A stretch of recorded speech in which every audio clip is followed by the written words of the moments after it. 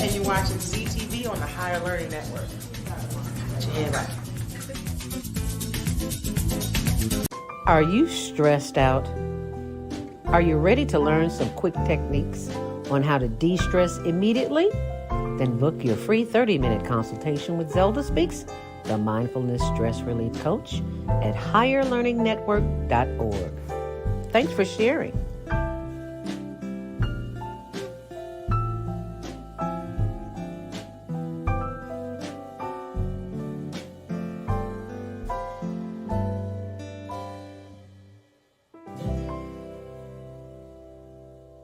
Are you stressed out? Are you ready to learn some quick techniques on how to de-stress immediately? Then book your free 30-minute consultation with ZeldaSpeaks, the Mindfulness Stress Relief Coach, at higherlearningnetwork.org. Thanks for sharing.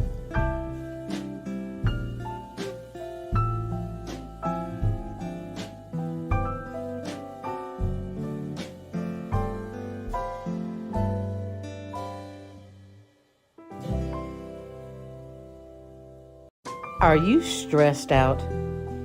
Are you ready to learn some quick techniques on how to de-stress immediately? Then book your free 30-minute consultation with ZeldaSpeaks, the Mindfulness Stress Relief Coach, at higherlearningnetwork.org. Thanks for sharing.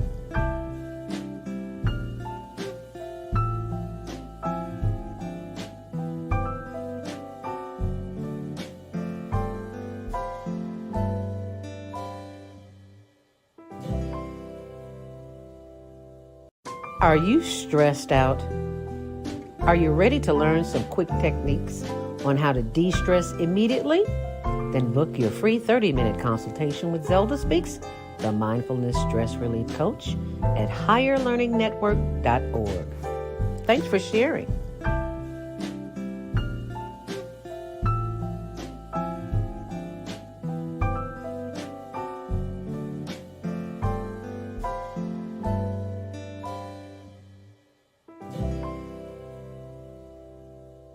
Are you stressed out? Are you ready to learn some quick techniques on how to de-stress immediately? Then book your free 30-minute consultation with ZeldaSpeaks, the Mindfulness Stress Relief Coach, at higherlearningnetwork.org. Thanks for sharing.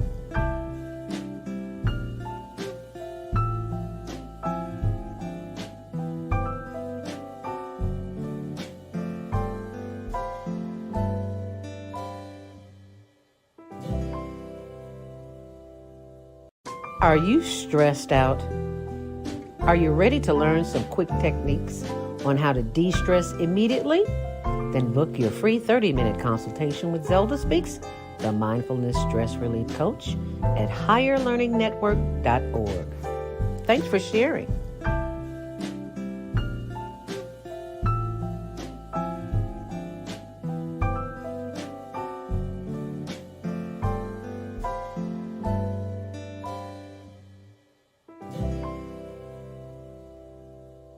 Are you stressed out? Are you ready to learn some quick techniques on how to de-stress immediately? Then book your free 30-minute consultation with ZeldaSpeaks, the Mindfulness Stress Relief Coach, at higherlearningnetwork.org. Thanks for sharing.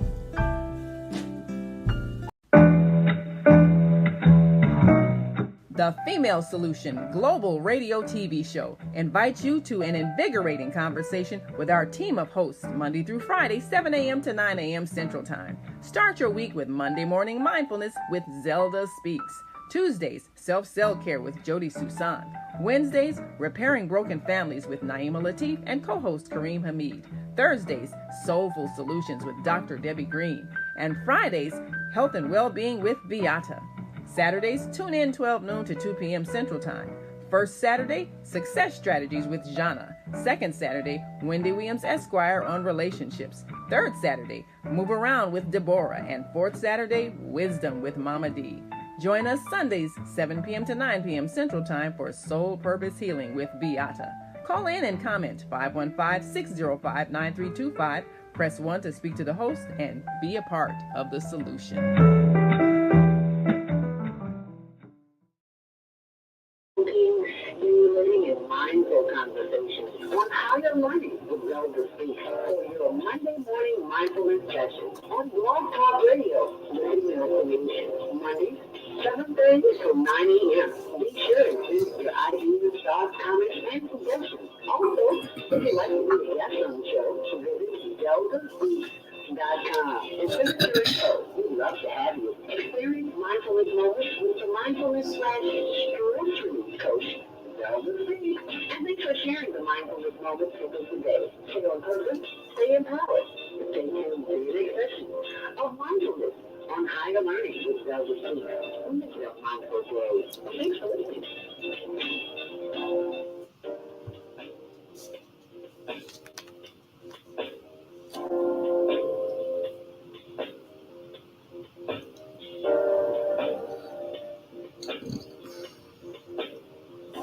Grand Rising, and thank you so much for joining me this morning. Welcome to Monday, March 20th. We are still celebrating Women's History Month. Yes, we are, right here on the Female Solution. And we are just here to start your week off with the Mindfulness Stress Relief Session coming up at 7:15 exactly. Happy Earth Day, birthday, born day. If you're celebrating a birthday, we're celebrating it with you. So thank you for sharing your natural day with us. Feel free to type it in the comments area. Happy Earth Day, birthday, born day. And let us always keep in mind those in need of prayer, the sick, the shut-in, the incarcerated, and all the families of the world affected by everything that's going on in this world today. In the news, it's the Kennedy Expressway. It is going to be a nightmare for the next 3 years. And I'll tell you a little bit about that in the traffic update. But today's topic is why you need to learn Chinese. If you're an entrepreneur, business owner, or student, any of those, in a dead-end career, you need to hear this show. And our guest is businesswoman Zoe Ma. Well, this is part 3. She's been on here twice already. So if you're listening online, be sure and join the conversation after our 7:30 break at 515-605-9325. Press 1 to speak. And you can also watch us on our YouTube and Facebook channel, Higher Learning TV Show. But if you are headed out and about this morning, it is nasty. I just told you the Kennedy Project is in full effect until 2025. So it's going to be a hot mess outside. And IDOT is warning us to take our time, leave early, work late, and if you want to avoid traffic, that's what you're going to have to do unless you take CTA and Metro, and that's a whole other story too, because everybody's going to be on the train. But anyway, I digress. Traffic and weather is sponsored by Karen Kelly of iTex.com. If you go to this website, you can sign up and start shopping immediately. It's like any of the big box stores. You can simply go in and mention the promo code ZELDA, ZELDA. Thank you, Rich McGee. And her Kent Kujin. I always salute the elders who came before me, made my way possible. Yvonne Daniels, you better recognize. And if you are headed out and about this morning, just know that it is some kind of crazy outside. So please, please, please allow yourself some extra time, and you can thank me later. How about that? But right now, we're going to take a look at your traffic.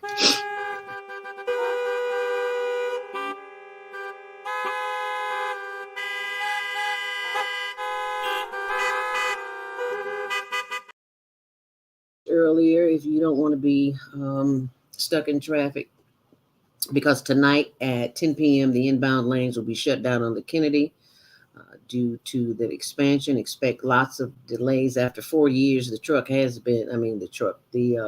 or trucks riding over the expressway. It has been very detrimental. And it's supposed to update every 40 years, and it's been 50 years. Yeah, that's what I said. Luckily, we're any of us alive if we've been driving on it. And in 2025, they'll be shutting the outbound lane of the Kennedy. But right now, it's the inbound lane. So, and all that starts at 10 p.m. tonight. Metra and CTA have no reported delays, but it starts extra service work in 2 weeks. Why wouldn't they start it today? Why they got to wait 2 weeks? You know, the expressway is always crazy. Anyway, um, no delays on CTA, but do allow extra travel time. As we take a look at the Kennedy inbound, it's 30 minutes in already, 25 on the outbound. On the Eaton's 27 in, 21 on the reverse. On the Eisenhower, it's 33 in, 22 out. On the Stevenson, slow at Harlem as usual, 30 minutes in, 23 on the reverse. The Dan Ryan, usual delays at 35th downtown, it's 19 in, 14 on the reverse. On the Bishop Fort, 11 in, 10 on the reverse, and Lakeshore Drive, 10 in and 9 out. That is your traffic and weather, sponsored by Karen Kelly of itex.com. And remember to set those DVRs for the Higher Learning Network TV show. And it airs Tuesdays at 6, Wednesdays at 1 on channel 19. And you can always watch it on our channel on higherlearningnetwork.org. If you are one of the many people who have been sitting at home for quite a while and just picking out, well, welcome to the club. That's what we do in America. Be sure and check out diabeticdonut.com, where you can download the free ebook on how I reverse type 2 diabetes. And I know if I can do it, anybody can do it. I'm not asking you for any money. Simply go to the website, Diabetic Donut, and download it and share it with somebody, because we all know somebody who knows somebody who has diabetes. Okay, so just want to share that with you. And always check out our blog for updates. And I forgot to tell you about the homeless project. I think you already know about that, though, but I will share that with you because it is important that we take care of our brethren and sisters. Y'all know it was cold this weekend, right? It was freezing cold. And if you did not have to go outside, I'm sure you didn't. And I didn't go out until yesterday. And it wasn't so bad yesterday, but this is what happened when I pulled up Saturday.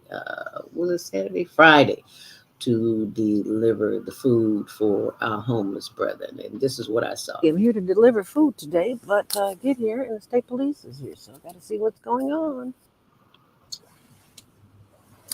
Okay, I'm here to deliver food today, but get here and the state police is here, so I got to see what's going on. Yeah, it's not as bad as you think. Okay, I'm here to deliver food today, but you can see that on our Instagram page. You can see it right there, instagram.com/hln.homeless.project. And if you go to the website, you will see exactly what we're doing.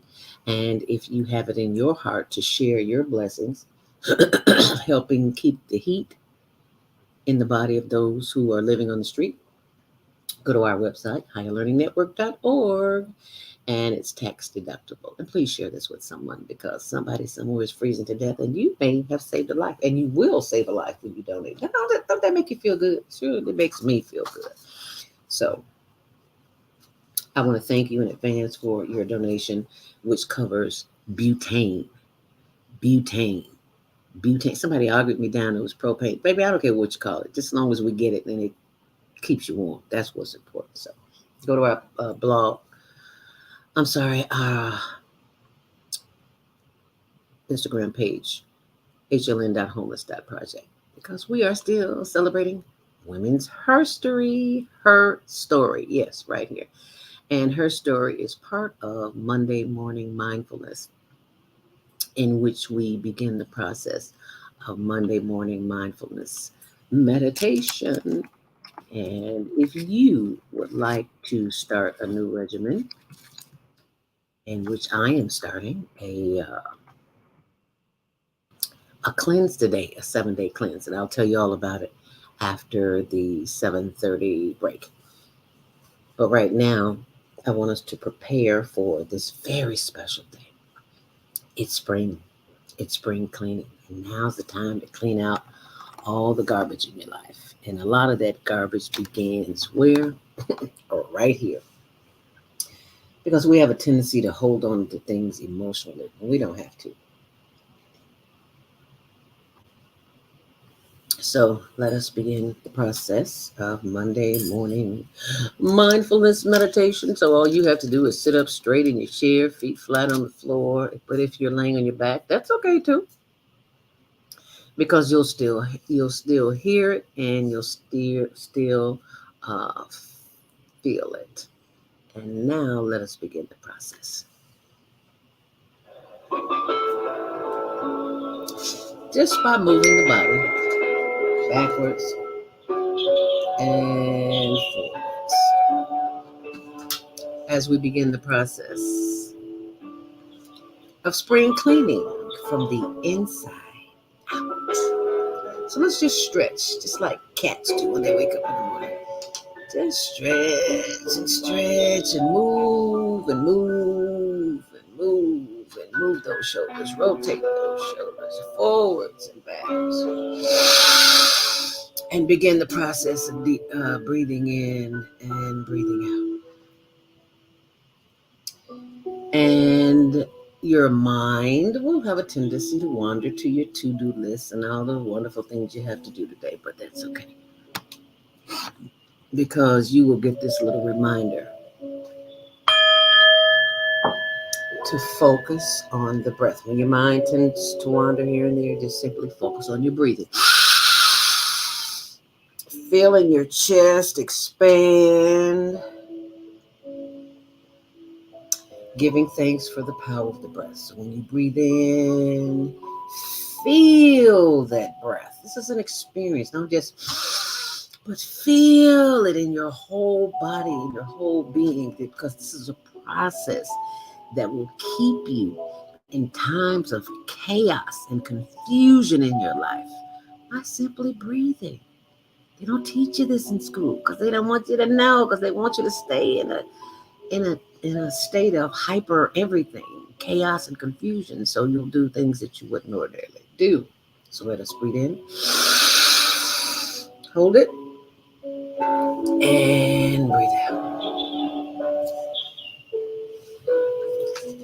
Giving thanks for the power of the breath. We give thanks that these nostrils are open. And if they aren't, if you're on a breathing apparatus or you have breathing difficulties, it's not too late and it's okay. You breathe as much as you possibly can. Breathe in. Hold it for 5 seconds if you can, breathing in through the nose and breathing out through the mouth. Because when you breathe out, let it out. Breathe all that stress from the tension in your body and the muscles and the tissues and the ligaments. Just breathe out. Inhale deeply. Hold it. And exhale. Once more, inhale deeply. Hold it. And exhale, blow it out. As we breathe in, let us stretch those arms, giving thanks for the power of the body. And we give thanks for those shoulders as we rotate them backwards and forwards, moving, waking up the inner organs. We give thanks for the power of the breath. And so it is. We continue to breathe in and breathe out. Now, as we breathe in now, bringing all the energy of the breath to the top of the head and down through the face, the forehead, the nose, past the chin, and that breath should be landing on your shoulders. We'll be rotating those shoulders. Continue breathing in. Hold it. And for 5 seconds, and for blow it out. As we give thanks For the power of the breath, we simply give thanks. We breathe in, hold it, and allowing that breath to flow down through the shoulders and the chest and the arms as we move them. Giving thanks for the power of the breath and moving and twisting and breathing and turning around in your chair. If you have a high back chair like me, don't forget to blow out. And turn around again. Yes, that feels good. This is part of your Monday morning mindfulness meditation where you can release the stress and breathe in that good prana, as Brother Ralph Smart would say. Breathe out and breathe in. Hold it. Sending more love, light, and energy down through the solar plexus and the shoulders and the arms and the sides and the back and the buttock as we continue to breathe in. And hold it for us a few seconds, and then we'll blow it out through the nose, through the mouth, through the mouth, through the mouth.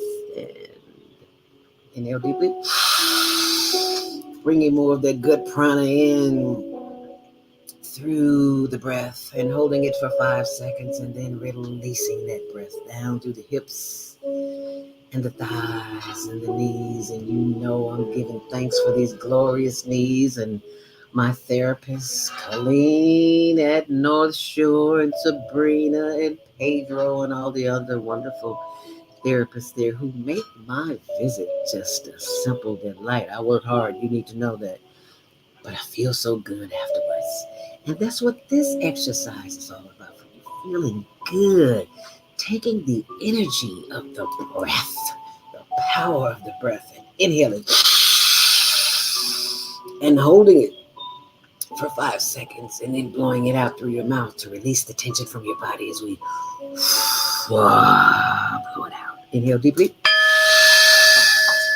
Continue rubbing those knees and loving on those knees and those legs and those ankles and the arches and the feet, the top and the bottom, and the toes. Yes, wiggle those toes because they bring you so much joy because you can walk, right? Yeah. As we inhale deeply, bringing the energy back up from the feet to the ankles, to the arches and the knees and the thighs and the hips. We continue to breathe in and breathe out.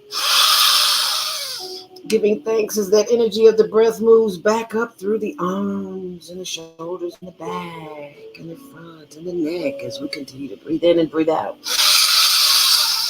Enjoying the power of the breath because somebody somewhere is on a breathing apparatus and they cannot breathe on their own. And look at you, breathing all on your own. You go now. Yes. Giving thanks for the power of the breath as we breathe in and as we breathe out. And the bell is just a simple reminder for you to focus on the breath because the mind will wander. And that is the purpose of Monday morning mindfulness, to keep you centered in a place that strengthens your heart, your liver, and your lungs, and your spleen, and your spine, and all the arteries, and the blood vessels, and every single inch of your body is being loved as you bathe it in the power of the breath. As we breathe in, hold it. And exhale.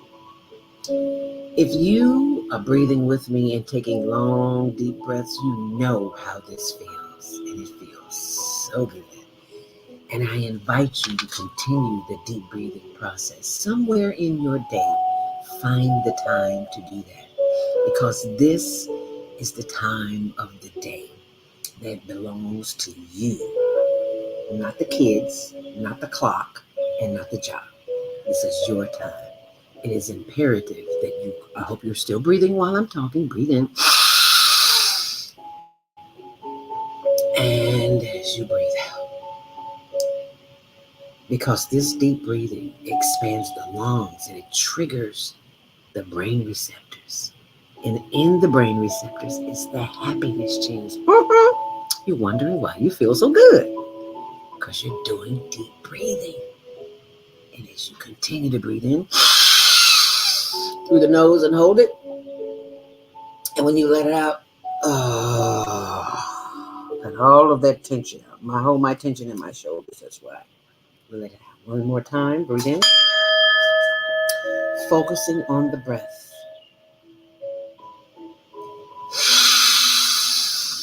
Hold it. And exhale. Once more. Breathe in. Through the nose, hold it. And this time as you exhale, bring your chin forward, chin to chest, and slowly rotate that head to the right. Slow down. I'm sorry, to the left. Slowly. Oh, whichever way you go is fine. And slowly bring it around. Slowly, slowly, slowly. Feel that stretch in the neck. Yeah, bring it back around. Head up. Inhale deeply. Hold it.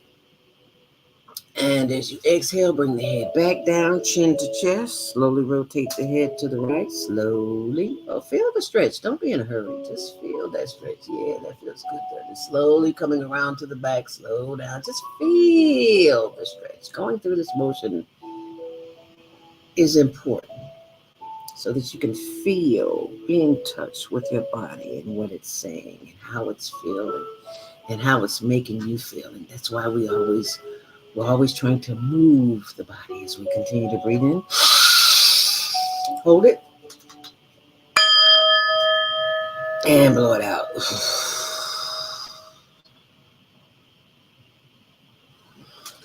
And we give thanks that we are always at the right place, at the right time, doing the right thing.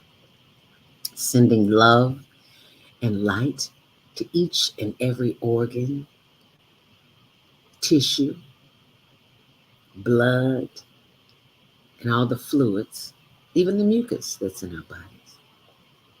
We give thanks for the power of the breath. And this is a practice that you can practice on your own, in your own time, and try to do it the first 5 minutes of the morning. Work your way up to a half an hour or an hour, or whatever you think you are deserving of. I'm working on an hour. I'm at 30 minutes right now, but I'm working on an hour. So what are you working on? Well, I hope you're taking the time to work on yourself today and to be the very best you can, because this is something that will help you. And be sure and share it with others. And while you're sharing it, be sure and tell them to go to my Instagram page, which is ZeldaSpeaks, the number 2 and the letter U. And then there's another one too. Don't ask me how that happened. ZeldaSpeaks, the number 2 and ME. ZeldaSpeaks 2 ME. Excuse me. So that is something that you can practice on your own. And that, my friends, is your Monday morning mindfulness meditation. Hope you enjoyed it. I hope you will share it with somebody, because we need to keep the chaos and confusion down, because there is so much chaos going on. You just need help.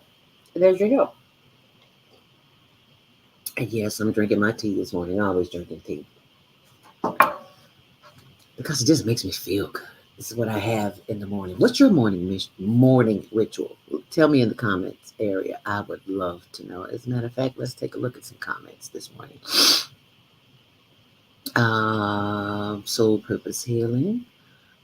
My sister from another says, Grand Rising Sister, Queen Love, the music. All right, yes. And she also says, the movements and breathing. What's on our fasting menu? I'm glad you asked, because what's on our fasting menu is the 7-day cleanse I'm starting today. And I hope that you'll start it with me, because I went to an event at the 35th and King Drive, the Wakana office, where I buy my CBD oils from and a few other CBD products. And there are 2 doctors. I didn't know they were doctors. I listened to my sister, who is the nutritional consultant for the family, because she's been doing herbs since she was a kid, and she shares everything with me. That's how I reversed type 2 diabetes. And she said, you've got to go to this seminar. So I went, and it's called the Flat Belly Experience. And I don't have one, so I was very interested in that. The Flat Belly Experience. And I was like, yeah, right. Another one of those. But when they talked about cleansing, I was like, oh, okay, that's something different. So this is what I'm going. It's called the Flat Belly Experience. It's a 21-day raw plant-based detox. And this is the ebook. Actually, it's just folded up, but it's got powerful information. It's 21-day raw, but raw food. It's just plant food. And it's like I basically eat like that anyway, but I ate some greens and some black eyed peas yesterday to get my hot foods out the way because today is all raw for the next 7 days. And they've got a veggie delight juice or a true green juice or green and red juice for the first 7 days. So I'm doing the 7 days. Who knows? It may turn into 21, but right now I'm doing the 7. How about that? I'm not biting off more than I can chew, and I hope you don't bite off more than you can chew too, because this is exactly what I'm going for here. It's the flat wheel. Actually, we've got 3 products here. It's the Flat Belly Cleanse. This is the Regenerator Superfoods to Restore, and you just add water or juice. Okay, and I'll be adding juice because I'm making my own juice. And this is the Flat Belly Cleanse, the Purifier. It's a liquid colonic. Lord knows I need a liquid colonic because I am not going the other route. Anyway, and that's the second one. And this is the third one. This is the Flat Belly Cleanse, the Eliminator, which removes mucus and parasites. This is the main one, because so many of us have mucus and parasites and we don't even know it. If you blow your nose a lot, like I do, because I'm always eating something I shouldn't, like dairy, I can't wait to get started today. So I went and got my new blender. My other one broke because I juice on it every day. Well, I had it 10 years. What you expect? So anyway, I had to go get a new juicer. So that's what I'm doing. And the juice, I was looking at this, I'm like, I got half the products already. So my first day of juicing is a sliver of ginger, which is orange size, a half a lemon with a peel, 1 or 2 whole red apples, 2 or 3 celery sticks, half or a bell of spinach or kale, a quarter beet for detoxing the liver, low iron or low red blood cells, and I can add carrots to complete. For women, I would add enough carrots to complete 16 ounces. For men, it's something else, but that's what I'm doing today. So what are you doing? You want to call in and share? 515-605-9325. Press 1 to speak, and I will take your call. And Zoe Ma will be with us coming up at 7:45, I believe she said. So we will be taking your calls, and be sure and go to the website. Go to our blog, ZeldaSpeaks.wordpress.com, and there is a lot of information there. And I am going to show you something that you may have not known about, and that is the t-shirts, which I forgot to tell you about. If you are donating to the homeless, this is the back of one of the t-shirts. It's the Higher Learning Network TV show, but this is one of my favorites. It is on Monday Morning Mindfulness. It's meditate to activate. This is my favorite. Meditate to activate. And when you look in the mirror, see, this is something rich people know that we don't know. The fashion industry knows. There's power in the words. There's power in wearing a t-shirt, because when you look in the mirror and you say those words, like especially now during the equinox, we're going to have somebody come on and talk about a little bit about the equinox. It's spring cleaning. It's simply, there's a power in the universe that is keeping us all. And it's up to us to know how to connect with it. And this is one of the ways. And today is the spring equinox. And I invite you to inhale wealth with me and exhale death. And if you go to our blog, ZeldaSpeaksWordpress.com or HigherLearningNetwork.org, you will see these t-shirts. They inhale faith, exhale fear. And you stay close and we'll be right back. Hi, I'm Dr. CJ of Valona Health, where we combine orthopedic manual therapy and neuroscience to treat the whole person. Health tip for the day is keep it moving. Doesn't matter how, just keep it moving doing something you enjoy. Walking, dancing, rolling on the floor with your dogs or kids, really anything. The body craves movement to keep its bones, joints, and muscles happy. Even our mental health and internal organs and digestive system rely on our movement. Thanks for being a part of the Higher Learning Network, the Female Solution. What if you could live to be 120 years old and remain active, healthy, alert, and vibrant? Our bodies are made up of cells that are constantly rejuvenating. So if we take proper care of ourselves, we can literally defy aging. Join us every Tuesday from 7 a.m. to 9 a.m. Central Standard Time to learn about self-care from Design Essentials on the Female Solution Blog Talk Radio Show. Learn how to help your body and yourself feel rejuvenated each day through proper nutrition, sleep, frequency medicine, and many unconventional methods of self-care. I'm Jody Susan.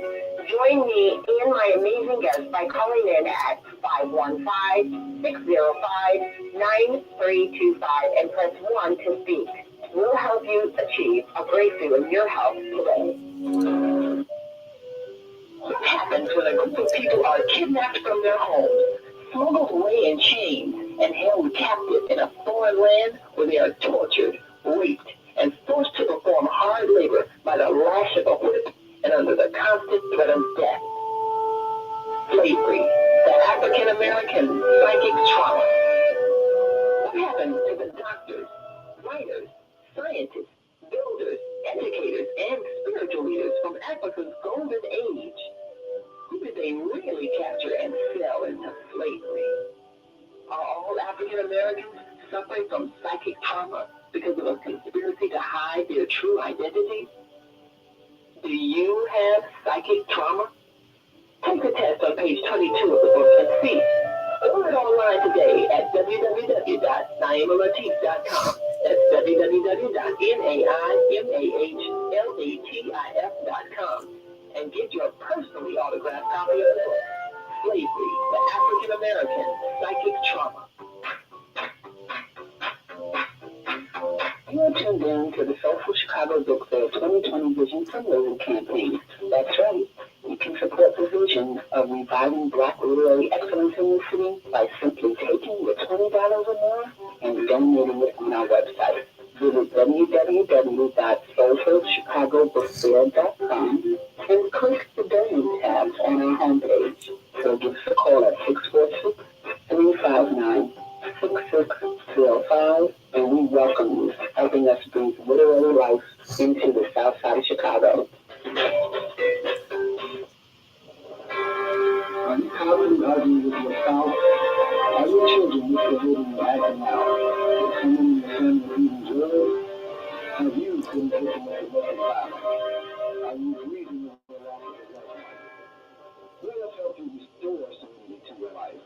At Serenity Family Social Services, we understand that good mental health is a result of emotional well-being.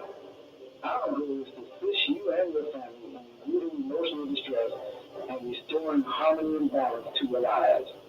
We offer individual, couples, and family counseling. I'm Howard Williams, CEO of Serenity Family Social Services. Call us today at 312-315-4820. That's 312-315-4820. Do you worry about finances, family, health, job, relationships? Are you in pain? Do you feel stuck? If you answer yes to any of these questions, help is available. Don't worry, you're not alone. It's part of the human process. You only feel this way because you haven't mastered the voices in your head. No hype, just down to earth, solid, workable tools and techniques that you can practice daily. It's really food for the soul. Whether you want to learn how not to worry about anything, reverse type 2 diabetes, publish your book, promote your product or service, or just make extra money. Take advantage of the deal of the day. Go to ZeldaSpeaks.com or call 212-409-6619. Mention promo code The Female Solution and get free shipping. That's ZeldaSpeaks.com or 312-409-6619. Stop worrying today. Visit ZeldaSpeaks.com. Is Monday morning a struggle to get out of bed into the swing of things? Don't worry, you are not alone. Join us for thought-provoking, stimulating, and mindful conversations on higher learning with ZeldaSpeaks for your Monday morning mindfulness session on Blog Talk Radio, the Female Solution. Mondays, 7:30 to 9 a.m. Be sure to send your ideas, thoughts, comments, and suggestions. Also, if you'd like to be a guest on the show, visit ZeldaSpeaks.com and send us your info. We'd love to have you. Experience mindfulness moments with the mindfulness/stress-free coach, Zelda Speaks. And thanks for sharing the mindfulness moments with us today. Stay on purpose, stay empowered. Stay tuned for your next session of mindfulness on higher learning with Zelda Speaks. Make it a mindful day. Thanks for listening.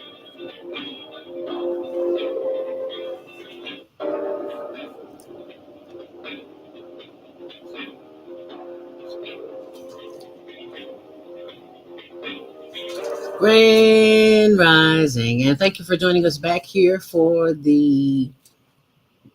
your Monday morning mindfulness. I'm your host, Zelda Speaks. Welcome to the Global Virtual Teen Talent Contest. Yes, it's coming up this Saturday at 12 noon. That is children from all over the world.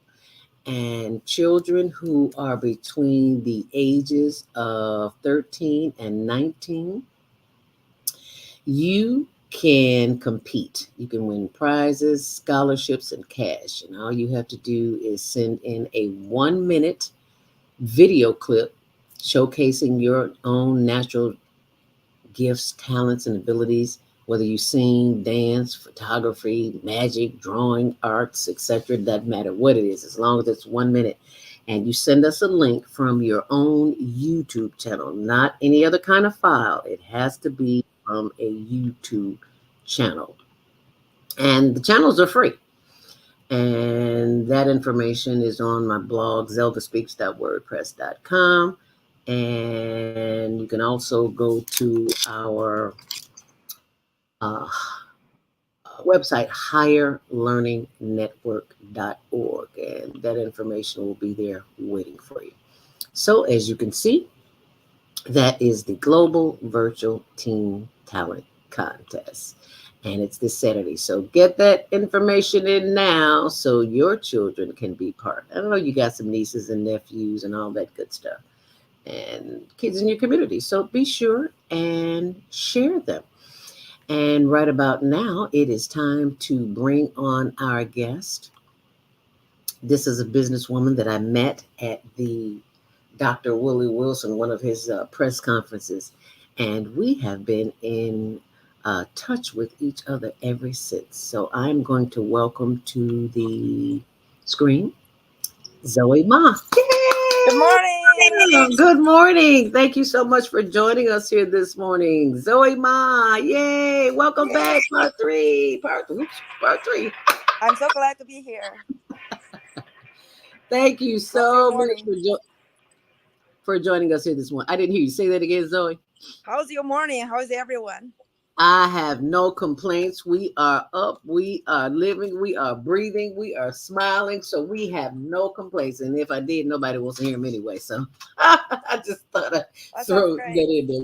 Welcome to Monday Morning Mindfulness. Before we went to the commercial break, we were talking about this spring equinox. Today is the 20th. It's a powerful day.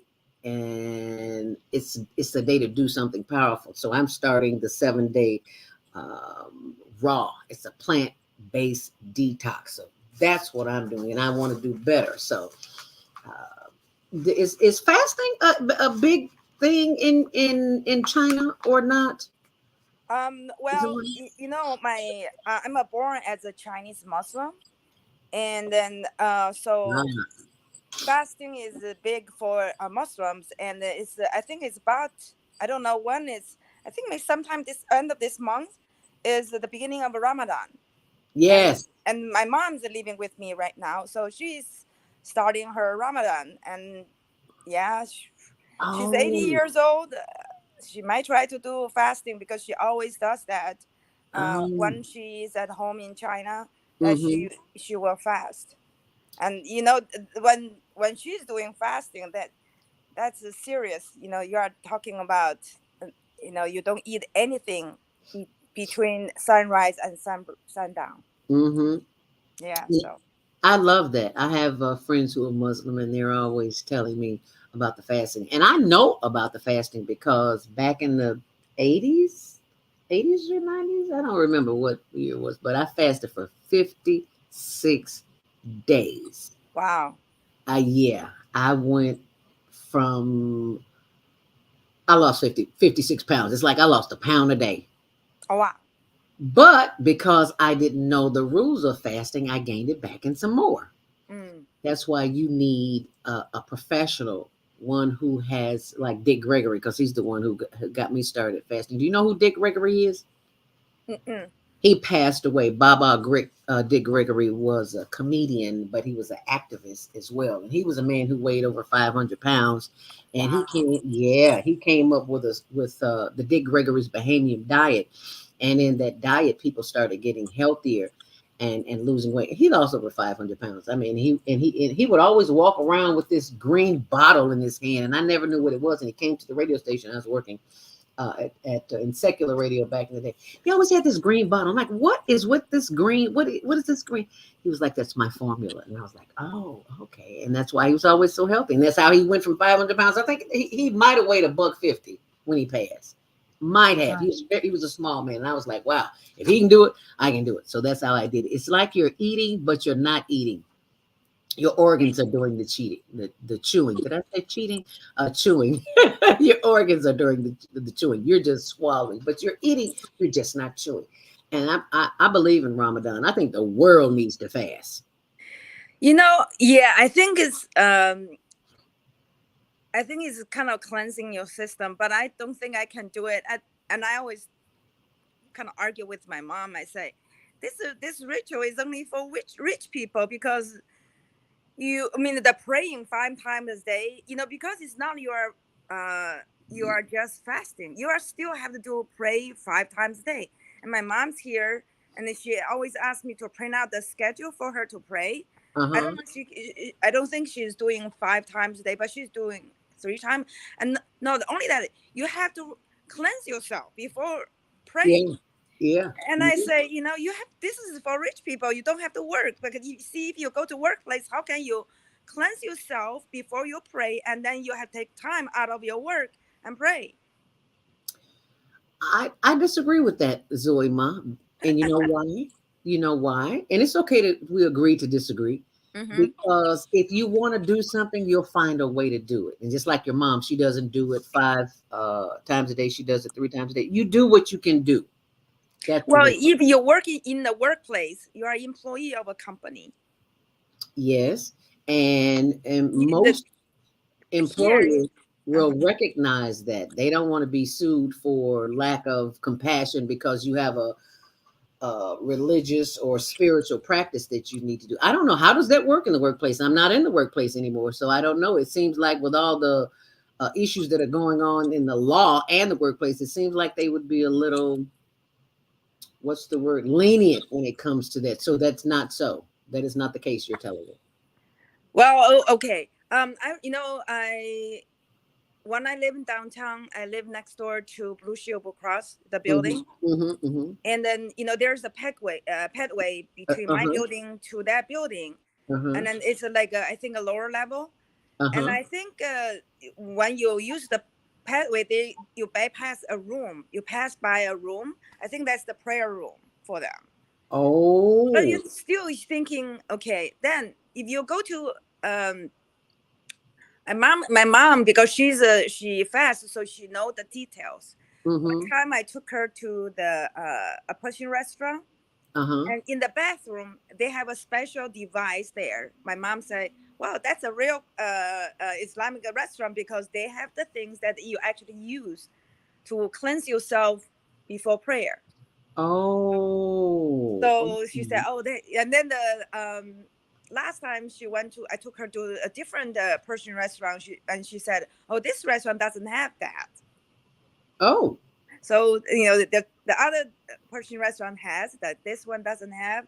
My mom said, oh, maybe this restaurant people don't pray. That's what she knows. She noticed. This is funny. right. Hmm. So people don't pray. That's funny. Well, Yeah, because you need like she came out in December, and then we have to give her a new kettle for her to use for her praying. oh, okay, okay, Because she need to cleanse before she pray. okay. But that cleansing doesn't. You don't have to take off all your clothes, do you? No, just you wash your feet and your hands, right? Mm-hmm. Yeah. No, yeah, just I think regular pray you probably don't. But for the Muslim community, I know that because I've been to a mosque and where the women are with the women and the men are with the men, and they go in the bathroom and they wash their hands and their feet. Yeah, that was my experience. Anyway, I digress. I just had to hear that. And what's your mom's name, by the way? Shuling Wang, Shuling, Yulua. Well, yeah, well, Shuling, please tell her hi from a fan. yeah. Thank you. I will. Because at 80, if she's still fasting, she knows something that many of us don't know. And see, that's a myth that fasting can't, you can't, I mean, you'll be weak or drink some water. We're just so conditioned in this country to eat every 5 minutes. When I remember going to South Africa 20, 30 years ago, I had a South African guy told me, he said, you Americans, you graze all day. And I was like, graze? We're not cows. He's like, yes, you are, because you eat all day. He didn't say it in a mean manner. It was just observing, because we eat potato chips and snacks, and then you eat a full course meal, and it's like we graze. That's what we do, and that's why America is in the condition that it's in, as far as health is concerned. But on another note, the health of our well-being, and that is our occupations that we choose, and many times we choose occupations that don't choose us. We just do something to find a way to work some money and that to make some money, and that's what I love about why you need to learn Chinese, because it offers you opportunities that you would not get elsewhere. I love that. Yeah, I just I think I said now I actually listened to one of the a British scholar and talk about what Chinese people, right now we hear so much about China, China, China on the news, but they Yes. don't really understand what China means. Right. Okay, actually, by the way the scholar, I'm going to send you the link later. I didn't have a chance to do it today, but this scholar said China, unlike America, America is a country. China is not a country, it's a civilization. So when we talk of China, we are talking about almost at least more than 2,000 years of history, because it's all China. And to the people understand China, what you see today is only one of the, because China, like in the before 1900, China was made up of 13 dynasties, and then Mm. small ones that are in between. And then we also classified almost the two governments after 1900 as two separate, you can say, dynasty too. Okay, Mm. so the two dynasties, one right now is seated in Taiwan, and one seated in Beijing. So when you call China, you have to talk about, maybe you should talk all 15 dynasties plus the when China was break up into small kingdoms. Oh.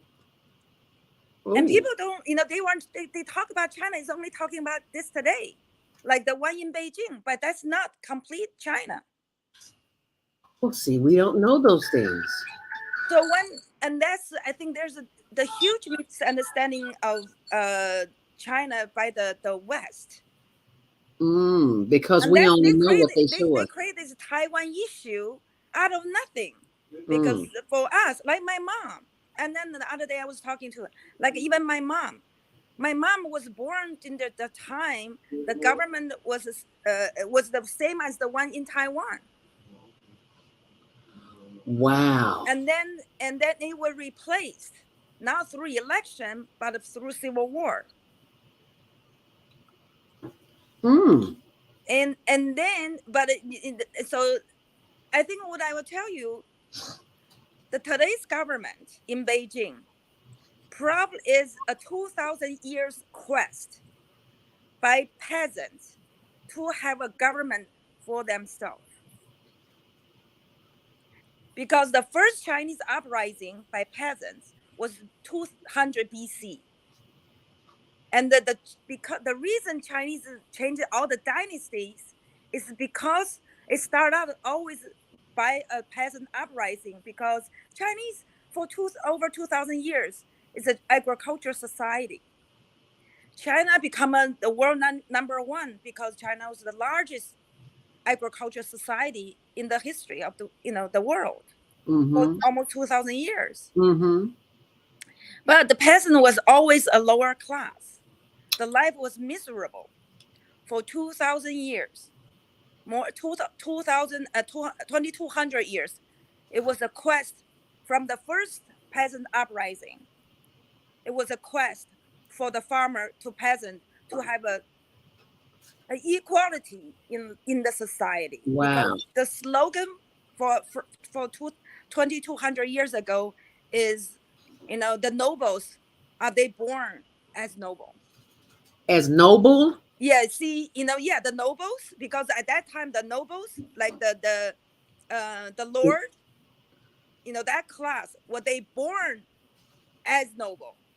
So that was their request, that we were supposed born equal. That's, as Okay. peasants, the peasants and the nobles are, the lords, Right. supposed to be, we shouldn't born unequal. Absolutely. I agree. So that was the quest 2,200 years ago. And then, so even though China's replaced so many dynasties, until the last one, the communist was the only government represents the interests of peasants. Mm. Okay, so it's China and US are in parallel universe, very, very different. So when I first came to United States, I have this culture shock. Ah. I feel like, even though I understand the language, I was English major in China, so I worked as interpreter for business people, like at trade shows. When at the time when China just were open up, and a lot of international trade shows need interpreter for Japanese, Swedish, American, Italian business that they want to sell products in China, and Mm. they need to communicate with the clients. They need an interpreter. So I was working at the trade shows. So that was my best job. So that's why I think why you need to learn another language is because my skill at that time was very sought after, and I was making see I was making the salary at that time is $50 a day. Okay, that's the equivalent of 1 month of salary for average workers. More than that, maybe twice of a month salary. So Wow. if you speak, yeah, that wasn't, I remember at one of the trade show, I was hired to help a engineer to install the machinery to make leather. So I have to travel with him to different different provinces. I went on like I went. I think it's 8 days. Now, I took 8 days from work, what do you and say? Different provinces? Excuse me for interrupting, but what do you mean when you say province? Like a because different? here you call it different state. but in China it's Oh, 12 provinces. okay. So I travel. So I work, $50 a day is a 400. So I make $400 during that trip. Okay. That $400. Um, I actually, when I left China, because my tuition was paid. Okay, when I went to college, I didn't have to pay tuition. So Oh. because I had to serve the country. It's almost like military.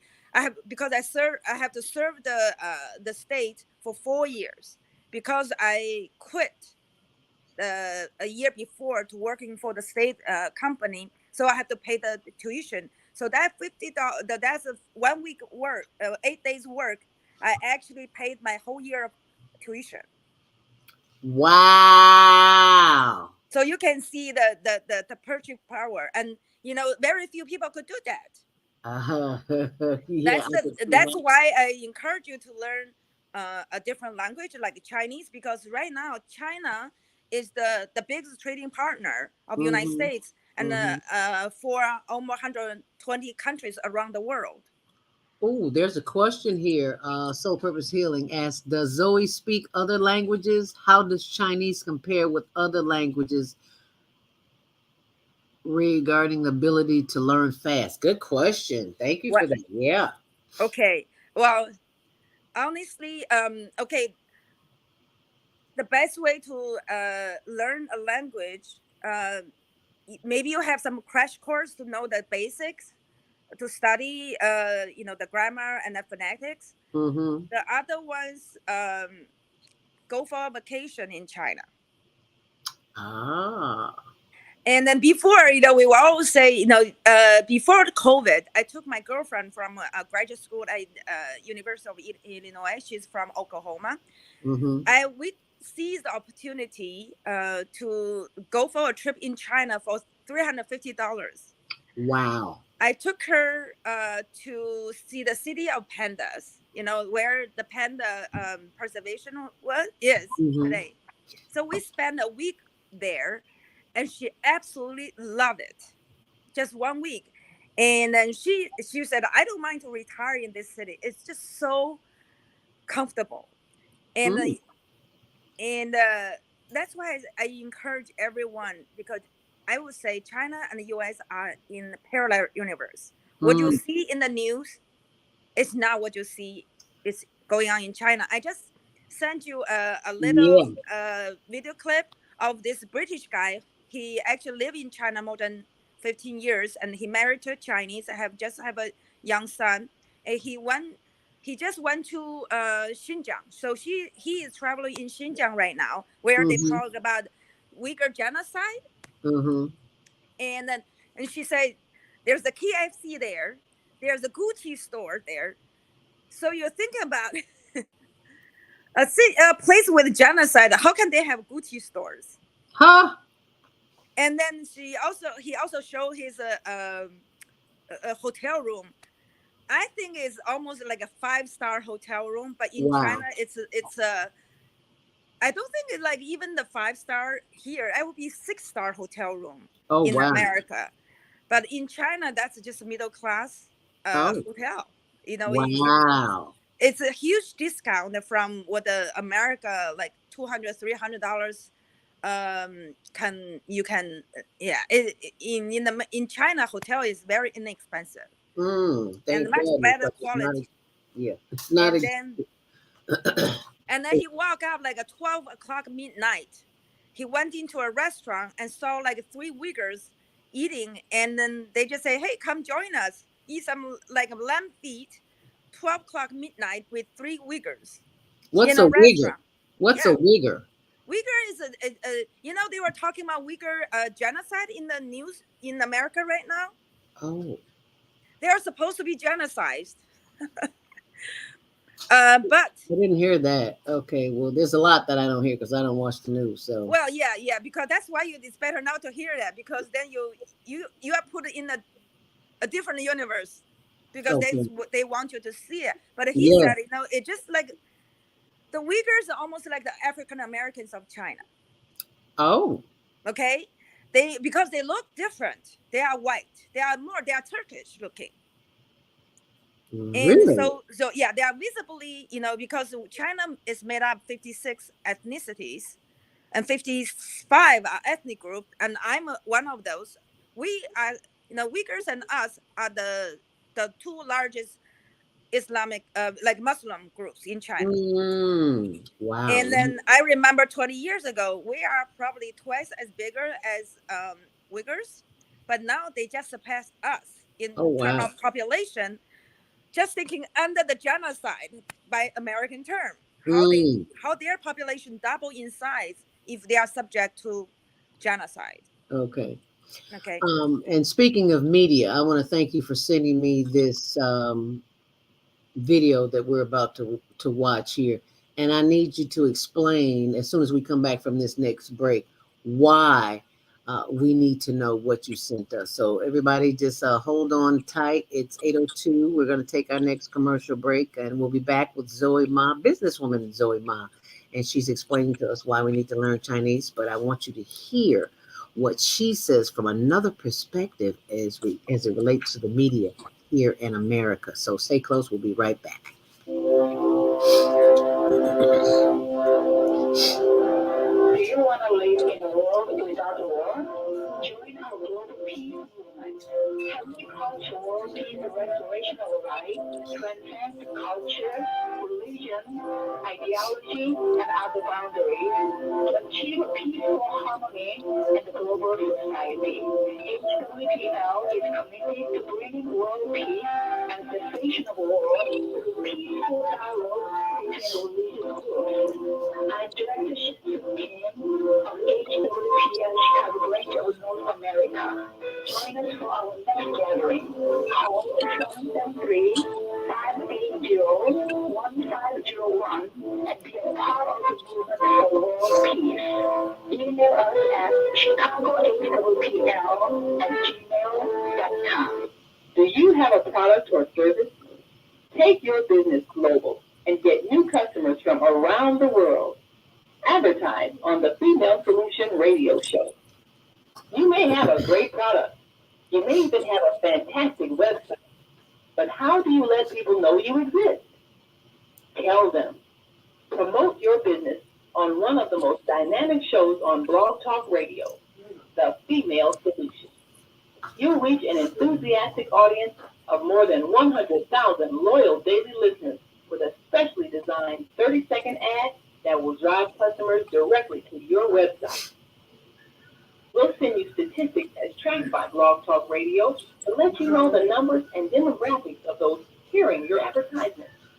Your ad will run during the live 2-hour morning show from 7 a.m. to 9 a.m. Central Standard Time, and it will be heard all day long by listeners who listen to the archive shows. You will reach our worldwide audience on their laptops, iPods, iPads, and cell phones. Watch the orders for your product or service increase. Just go to our website, www.naimalatif.com. That's www.naimalatif.com, and click on the radio advertising page. Send us your words. We'll create a 30-second radio ad and watch your business increase worldwide. Oh man, God sent the monthly sun bill today. This sunlight is really expensive, especially during this season. I'll probably have to work overtime to pay it. Well, you better bring it on time. We don't want the sun to go out and we're sitting up here all day in the dark. Wouldn't it be terrible if odd charged us for sunlight? Well, thank God, the light and heat from the sun is free. So why are we paying such high bills for the energy we use in our homes? Because we don't know how to use solar energy, the free energy from the sun. You can convert your regular home to a solar energy home and save tremendously on your electric bill. Take a look at your electric bill. Would you like to reduce or possibly even eliminate that cost altogether? Let one of our solar consultants show you how. Call today, 312-849-3456, and schedule a free consultation. That's 312-849-3456.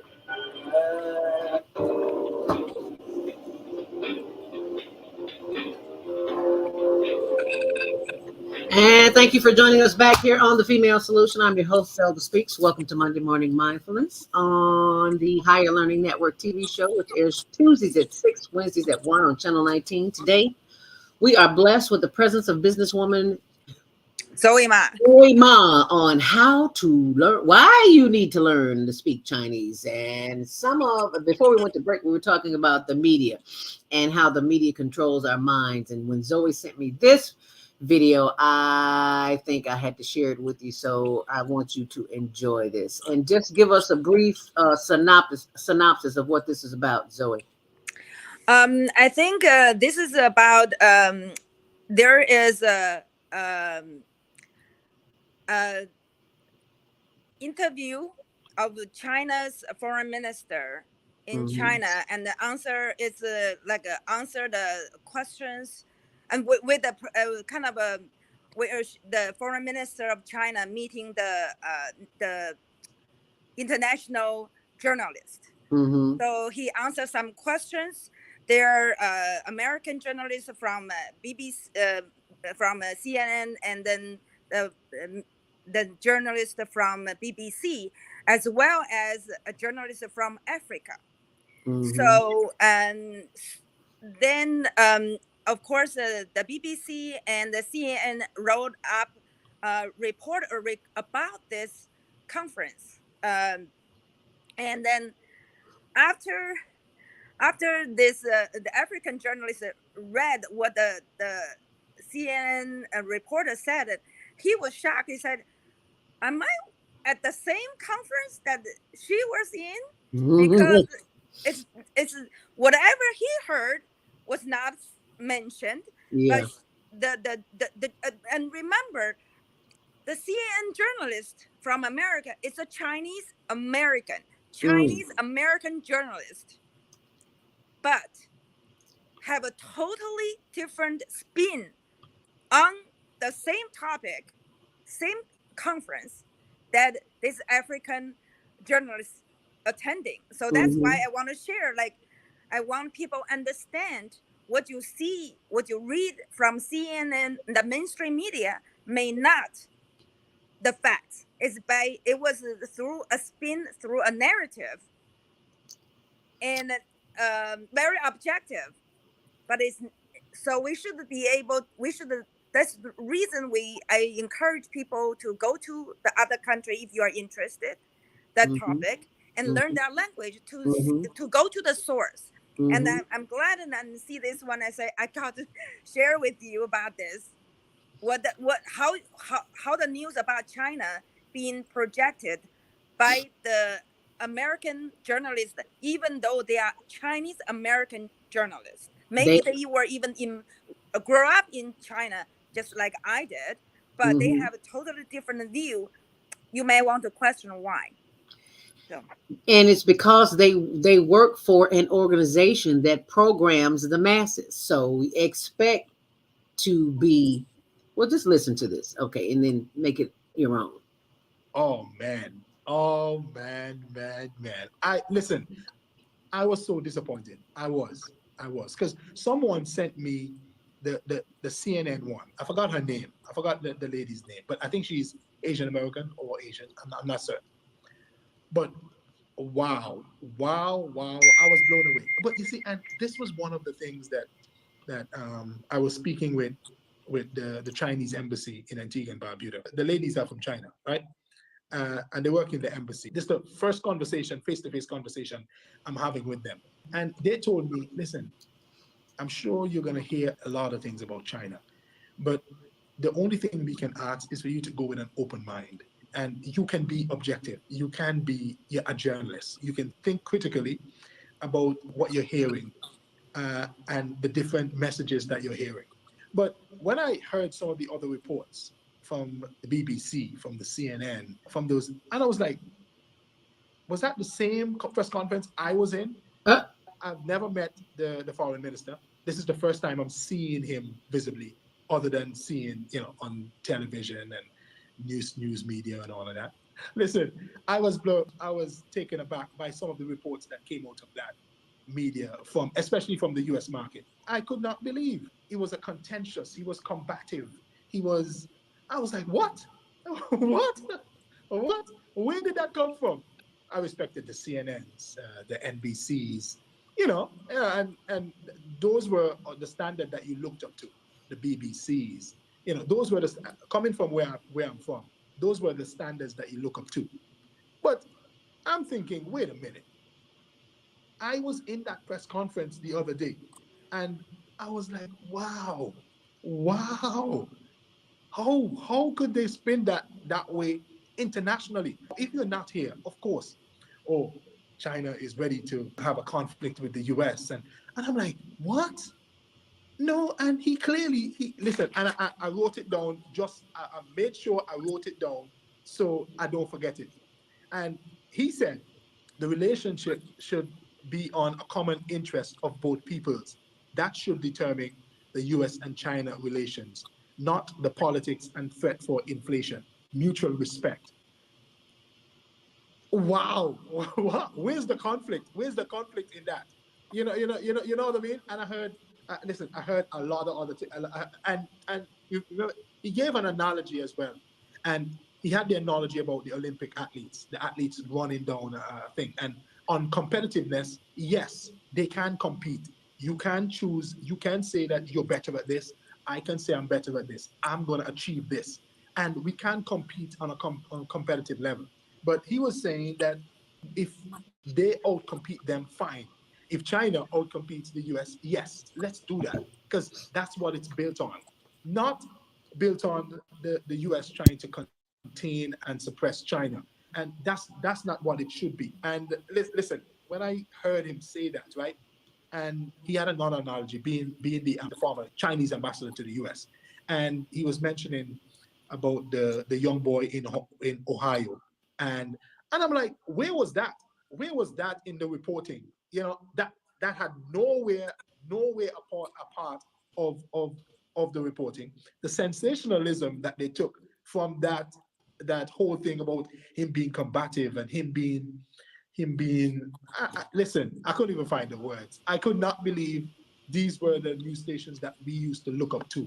You know what I mean? So now we're having the idea that, oh, China is such a bad country. China don't want peace in the world. You know what I mean? And everyone, and that's one thing I picked up on all the speeches. It's they're trying to world peace, world peace. I didn't get the persona that they wrote about, that news stations wrote about. I got a calm person just delivering where China's foreign policy is. He touched on global governance and all, developing countries a better life and giving them a louder voice in international affairs, which will come back to us, the developing countries. And if China wants that for us, of course, we would want that for ourselves.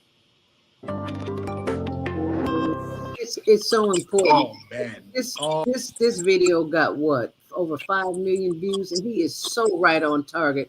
If you do not know that the information that you are being given is a driven narrative, you're asleep at the wheel. Because yeah, he said it plain and simple. We think the way we think because of the information that we're given. And all of the information that we're given is not correct. You just put a whole total spin on it. It's like, yeah, I couldn't believe it when I heard you. I'm like, then you should believe it because you know how programming works. You wrote a book about it. Yeah, that's why I feel like, now we are not looking just when we see what's going on around us. Sometimes we feel, okay, the economy is in a not so good situation. There's a war going on in the world. So there's not so much things that make us feel optimistic about it. But actually, maybe that's not what actually the facts.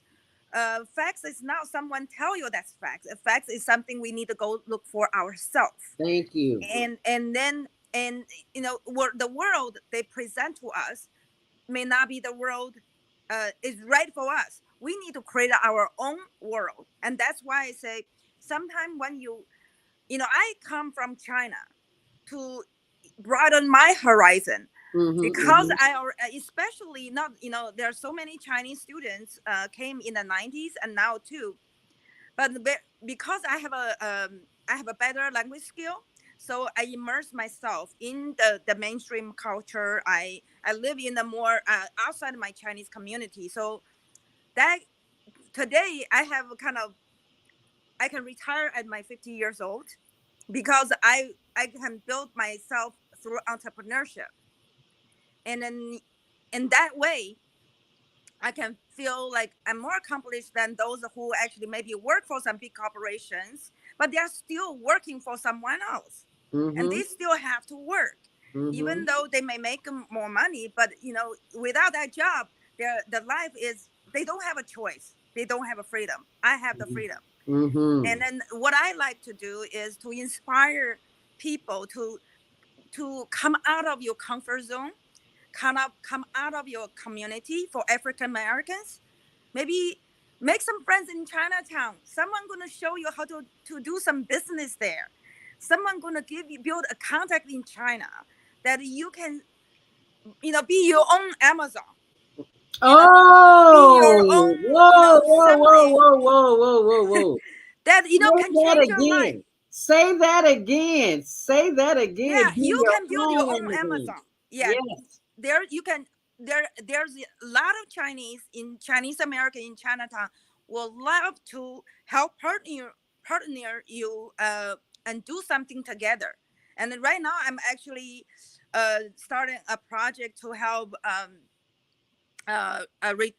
reentry returning residents from incarceration, and then work with a Chinese man, businessman, for a project in Chicago area.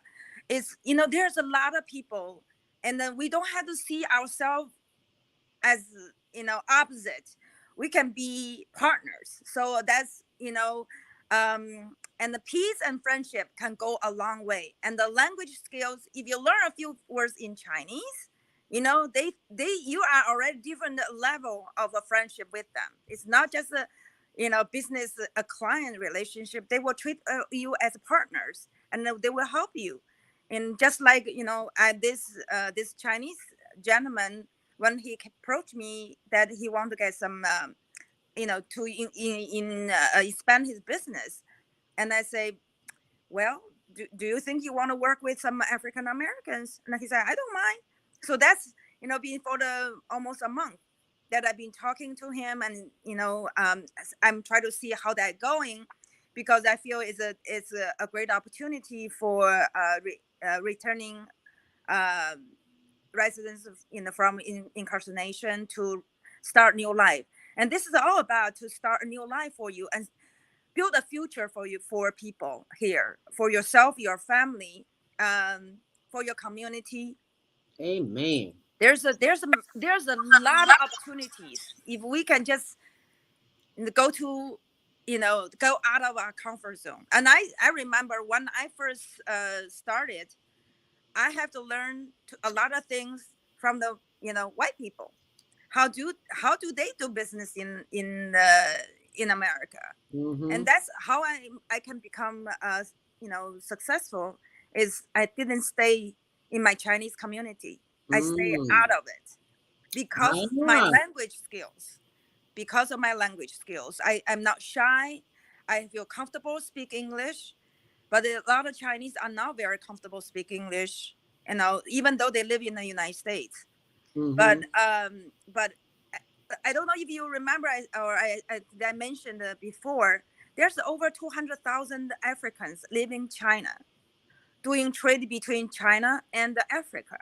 Wow. And a lot of them, are married in China, stayed in China. And a lot of them, they want to stay in China for the rest of their life. Wow. That says a lot. Yeah. So I feel that says a lot. Yeah. So if the people in Africa want to stay in China, what African American are afraid of to go to visit China, and then find, build the same opportunity, find the same opportunity as those Africans in China. I am watching or have been watching a lot of YouTube videos about other ethnicities visiting and moving to Asia, and especially China and Japan. More China than Japan, but it just it's opening my eyes to, and not only me but everybody else who's watching too, that the opportunities are endless. And because we live in America, where we are conditioned from birth to not love or accept other countries, this is why our listener Viata, host of Soul Purpose Healing, last night Sunday, if you didn't hear it last night, you got to go back and hear it from 7 to 9 p.m. on blogtalkradio.com, The Female Solution, and as well as Soul Purpose Healing on Facebook. She says, thanks for another reminder of media manipulation. Turn off the TV. YouTube University has so much more than television. It just does. You learn things like what you're telling us here, Zoe. You don't know if you never leave the country or if you never turn off the TV and turn on some international something or another, because America's not the end all. And when people get here, they see that it's like, oh, America's not what I think it is. And a lot of the refugees who are coming here are finding that out, especially those who are from Ukraine, because I volunteer at an organization, been there over 32 years, and I see the influx of the Ukrainian community coming here. And then, of course, they are given what they need: housing, shelter, food, jobs. They're given all of that. But then at some point, you're on your own. What you going to do? What are you going to do? You're going to go to get a job in the system, in the American system? Of course you are, because America is the country that what's the word, saved you, so to speak. But you got to get beyond that. And I'm going to pull up some more videos that you have sent me too, as well, Zoe. And thank you for that reminder, Viata from Soul Purpose Healing. There's a ton of videos that you have sent me that I think that our viewing audience needs to be aware of. And I'm pulling up one right now. Now I want you to give us a brief, some insight into what this video.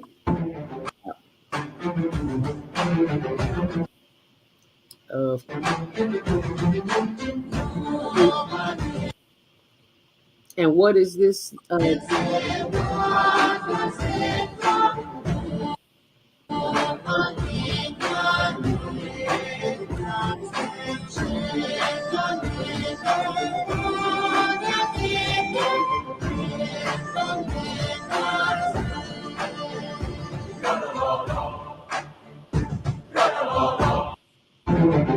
Okay, so can you explain to us what this was about, Zoe? You know, when I first saw it, I thought there was some African dance, because I see so much colors. And then I realized, no, this is a Chinese dance. I didn't know about this before. And really? Yeah. This is actually southern China, near, like, should not be very far from Hong Kong. And this is it's a traditional dance. And I look it up a little bit. It's probably almost 1,000 years old dance. Oh, wow. And then I think remember I said China, throughout the over like 2,200 years of history, China has so much peasants uprising. Okay, I think this particular dance is to celebrate a period where there's 108 peasant warrior, and they actually occupy the mountain. They initiate an uprising, and so and they have this dance. So it's like it's a martial art dance and theater all together, and and this is also, so you see the costume. Beautiful. Love the this colors. Costume is like almost 1,000 years old. That through those pictures, and this is for celebrate Chinese New Year. Wow, Chinese New Year. This is Chinese New Year. It's in central China. Okay. But you can see the outfit is so China is actually kind of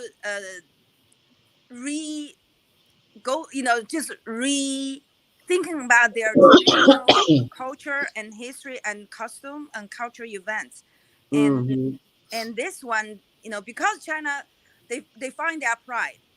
And I feel like African American can find their pride, just like the Chinese find their pride. They Mm. don't have to wear mm, current day westernized costume and clothing. The history. This is a Chinese history, and I think this is a tourist event too during the holidays, and people come to see all of this. So you see, this is Chinese New Year events. Mhm. You said something about you said them finding their culture. You said African Americans can find their culture. I think, if I am not mistaken, that African Americans do identify with Africans, hence African Americans. So we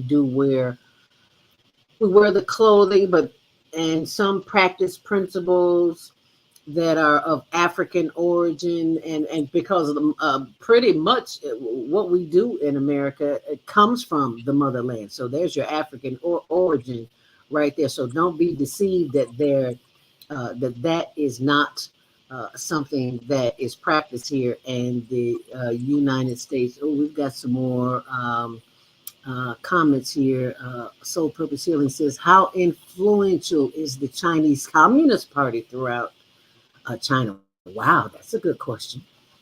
Okay, here the Communist Party was founded in 1921, so it's only 100 years old. Mm, Okay, and because I think before the communists in 1860, I think around the time U.S. had the Civil War, there mm-hmm. was another communist event, but it was a peasant and coming by a leader who become a Christian. They find a communism is actually probably is what they are the world, the notion of a communism is maybe the answer to the 2000 years of request Mm. by the peasants. Oh. So but the no one, for 2200 years the peasants never was able to build their own government until the CCP. The CCP, the Chinese Communist Party, it's represent the interest of the peasants and the working class, and Mm. even today. So, and then finally, in last, I think by 2020, China, the Communist Party has lifted 800 million Chinese out of extreme poverty. That's the peasants class, 800 million in China. And the Communist Party fulfilled their oath to leave them out of poverty. Oh my goodness. I am so glad you said that. I am being texted by one of our faithful higher learning leaders, I like to call them.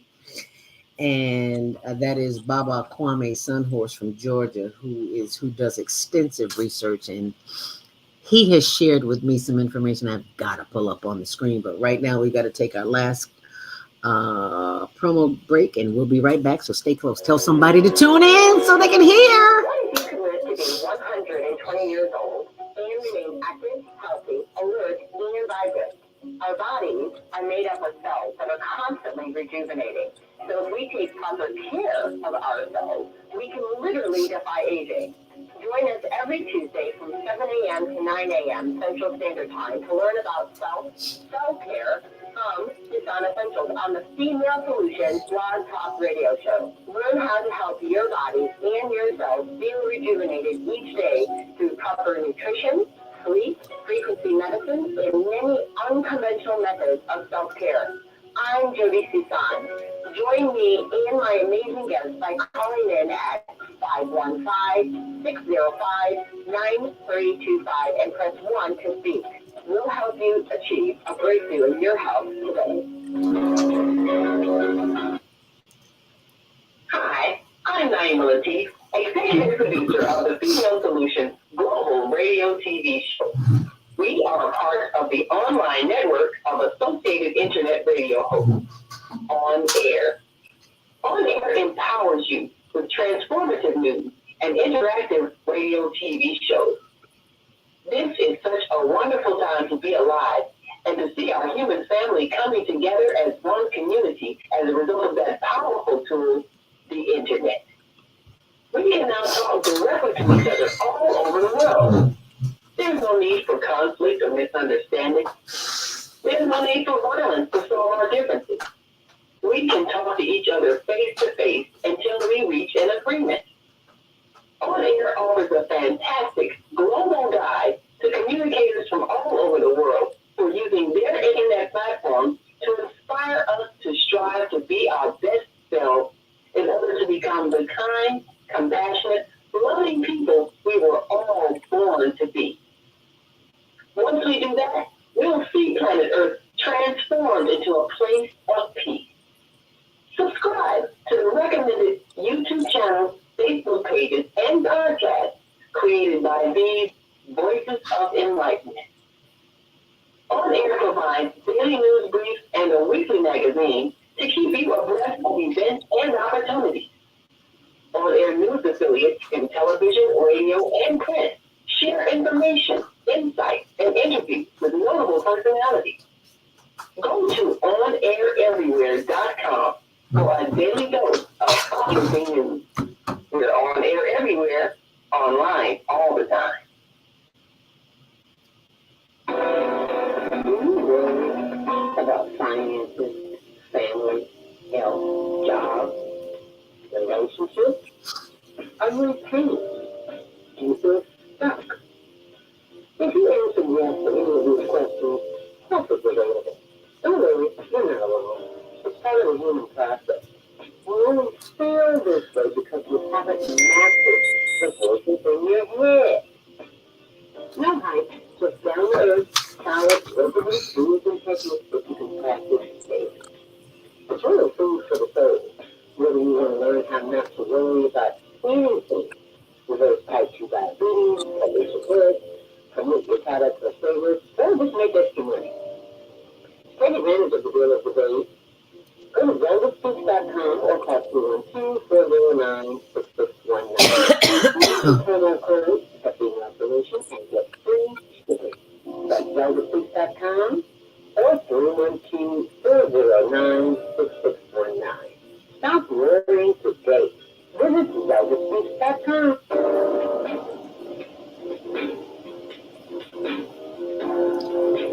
Grand Rising. And thank you for joining us back here on the Female Solution. I'm your host, ZeldaSpeaks. Welcome to Monday Morning Mindfulness. I am joined by my co-host today, businesswoman Zoe Ma, and we have a full-fledged conversation on this morning. I am loving it. Baba Kwame Sunhorse sent me this video from News One. Actually, it's a link to the history of China and African Americans, and I want to read to you what he says about migrants from the Democratic Republic of Congo, Ghana, and Senegal are the remaining African communities in, and help me out, Zoe, Guangzhou, Yeah, Guangzhou, yeah. with at least a few hundred registered members at country-based civic organizations in 2014. Now, this is almost 10 years ago.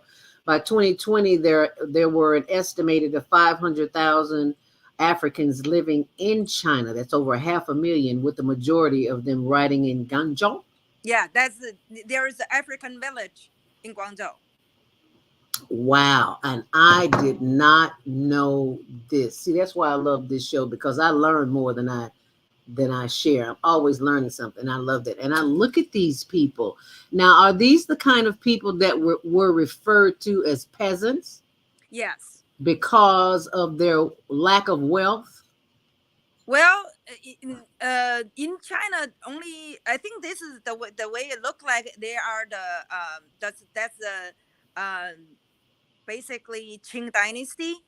Qing, the last dynasty, last imperial dynasty between 1644 to 1912 is ruled by a minority group in China. China, the Han, which is 95% of population, were second or third class citizens, and the first class is Manchus. They are more like Koreans. They used to be next to Korea. Wow. And they were able to conquer they took over the capital in 1644 and become the ruling class. And they treat the majority of Chinese as second, third class of citizens, and they don't own. And the Chinese, the Han Chinese, didn't own land, so those are the peasants. Throughout the history, they just dress differently, but for 2,200 years, they were dirt poor and suffer from famine almost every single year. Wow. Natural disaster. So the Chinese population fluctuate, and also wars. The white Chinese do not like wars because China suffers so much throughout the 2,200 years of history. More than that, it's a lot of civil wars, a lot of uprisings, and the Chinese are, they rebel. If the government they don't feel the government on their side, they rebel. They are not like say, oh, we are so obedient. No. You just remember, I was one of the students went to Tiananmen Square to protest against the government in 1989. Whoa. Did you hear about Tiananmen massacre? Well, that's a made-up phrase. It never happened. It was not like that. But I was in that movement. So, but the Chinese look at the government in a historical perspective. When I talk to my mom, you remember my mom grew up in the period almost like the during the colonization, the American independence. Okay. So she witnessed two different governments, and she know that the prior government was the worst. She lived through poverty because of the previous government currently seated in Taiwan. So now she look at her life right now. My mom doesn't want to live in the United States. I have to trick her to come here because she's 80-year-old. I don't think she should live alone, but she does not want to live here for sure, because China right now, the government take care of the poor and the old, the elderly. In China there's a law. The children, the grown children, have to pay elder support. The child support in China, there's a law. You have to pay elder support. Oh. And then you can be in jail if you don't support your parents. Wow. Are you serious? Yes. Oh my goodness. Because they said, when you're a kid, your parents paid for you. And when you are not able to support yourself, but when your parents are unable to support themselves, you have to pay. Wow. Never heard that one. China has some things going on that we didn't know that. And talk about classism, sexism, racism, and all those isms in there.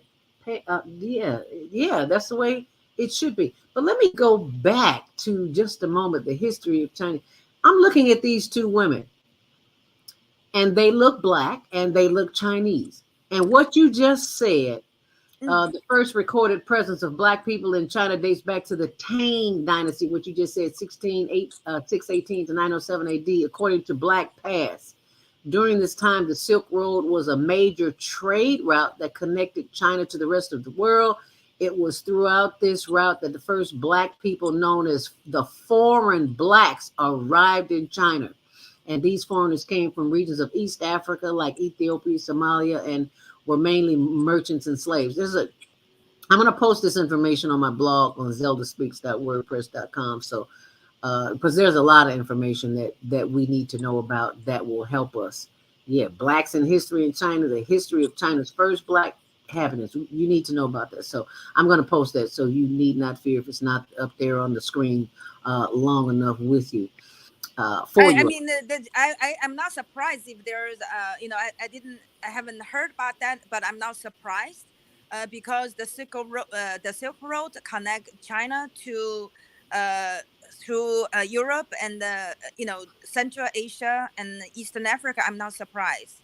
And then because my ancestors as a Muslim, we are from Central. Our ancestors from Central Asia through the Silk Road. And also in the 1400 before Columbus sailed around the world, it was a Chinese Muslim went to Africa in the big boat. That boat is much bigger than probably like 5 times bigger than the boat the Columbus rode. Wow. And there's still a Chinese village in Africa because some sailor didn't come back.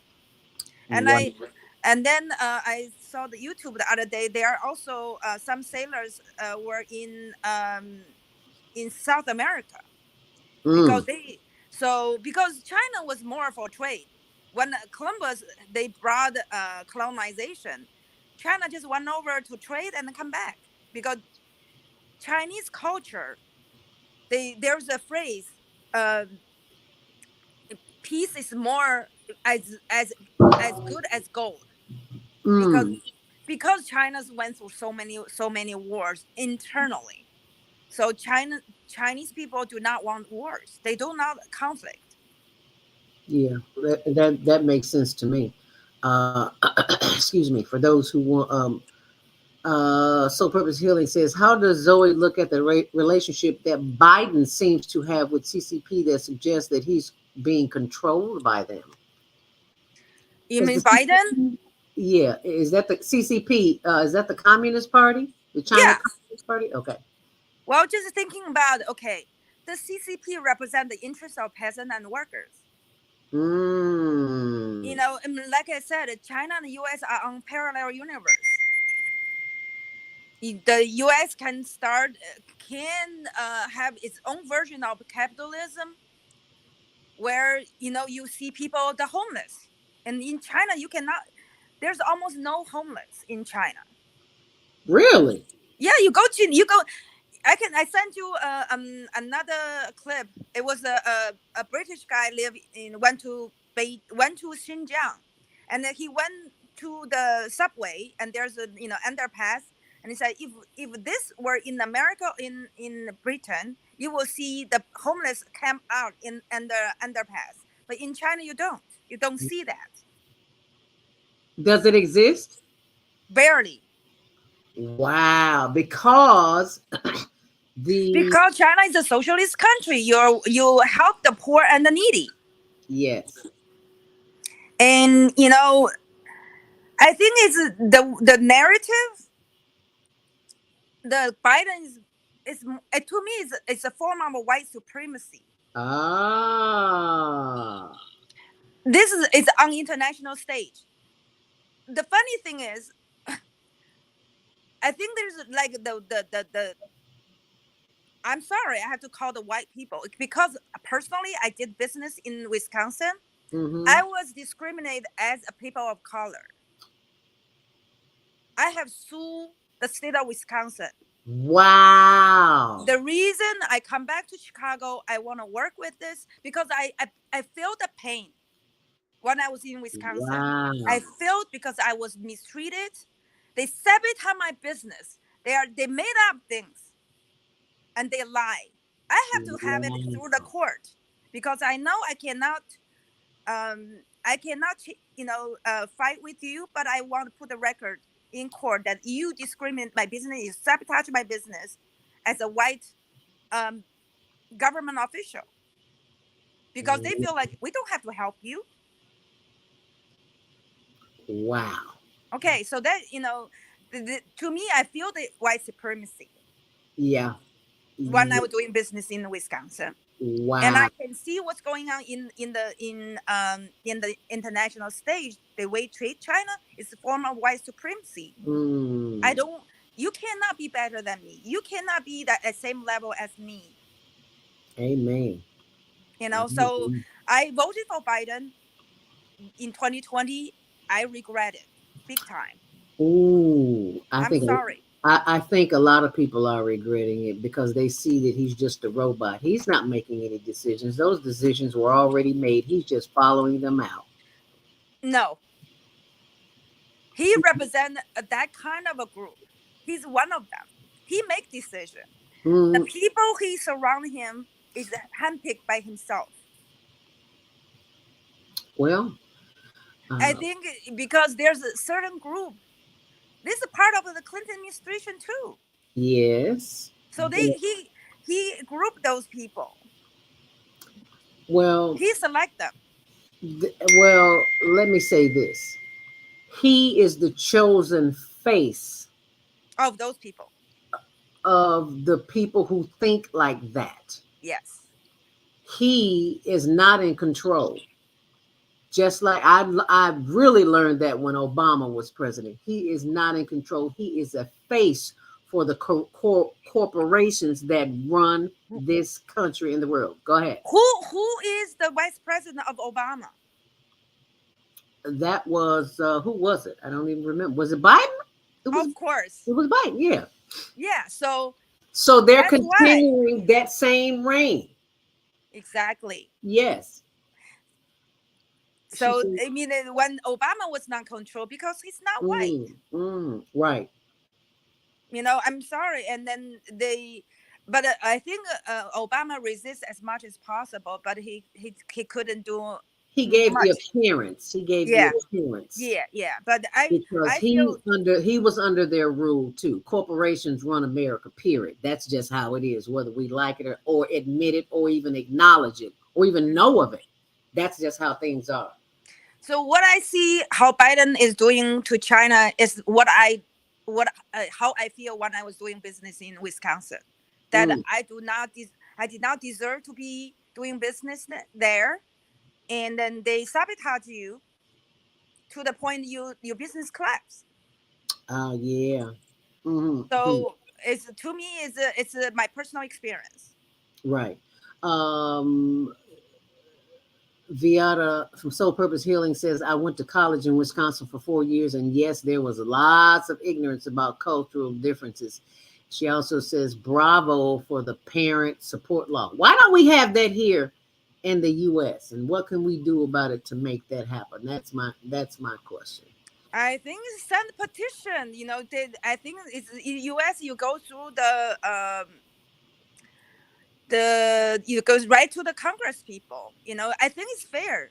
You know, when the older people cannot support. You know, when the 80s, because you know the pension system is not enough. Especially when it's being stolen, right from I don't know. right from under our eyes. True. So I don't know. Maybe by the time I retire, there won't be anything left with Social Security. But Social Security is not enough. Right. It's never been enough, especially now. I just wanted people to see the blog for the resources that are on my blog, ZeldaSpeaks.wordpress.com. So you see the resources from the Black history in China, Blacks in history in China, and elder rights. So that information is there, and there will be more information there later. But I just wanted to share that with our viewing audience. It's 8:50. We've got about 7 minutes here before the show ends. This is so eye-opening. Good Lord, I forgot to take calls. What was I thinking? 515-605-9325. Press 1 to speak. If you would like to comment this morning, how could I forget about the switchboard? We've been talking for so long. Area code 706-202. I do believe that's caller Baba Kwame Sunhorse. Yes, Baba Kwame Sunhorse, please go right ahead. Greetings,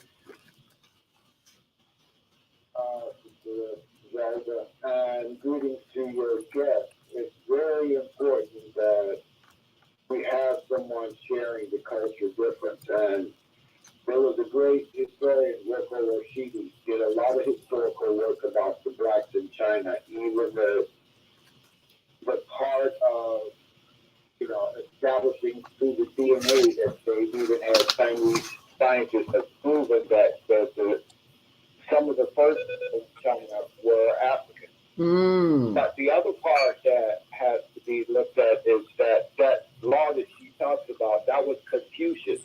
it to you.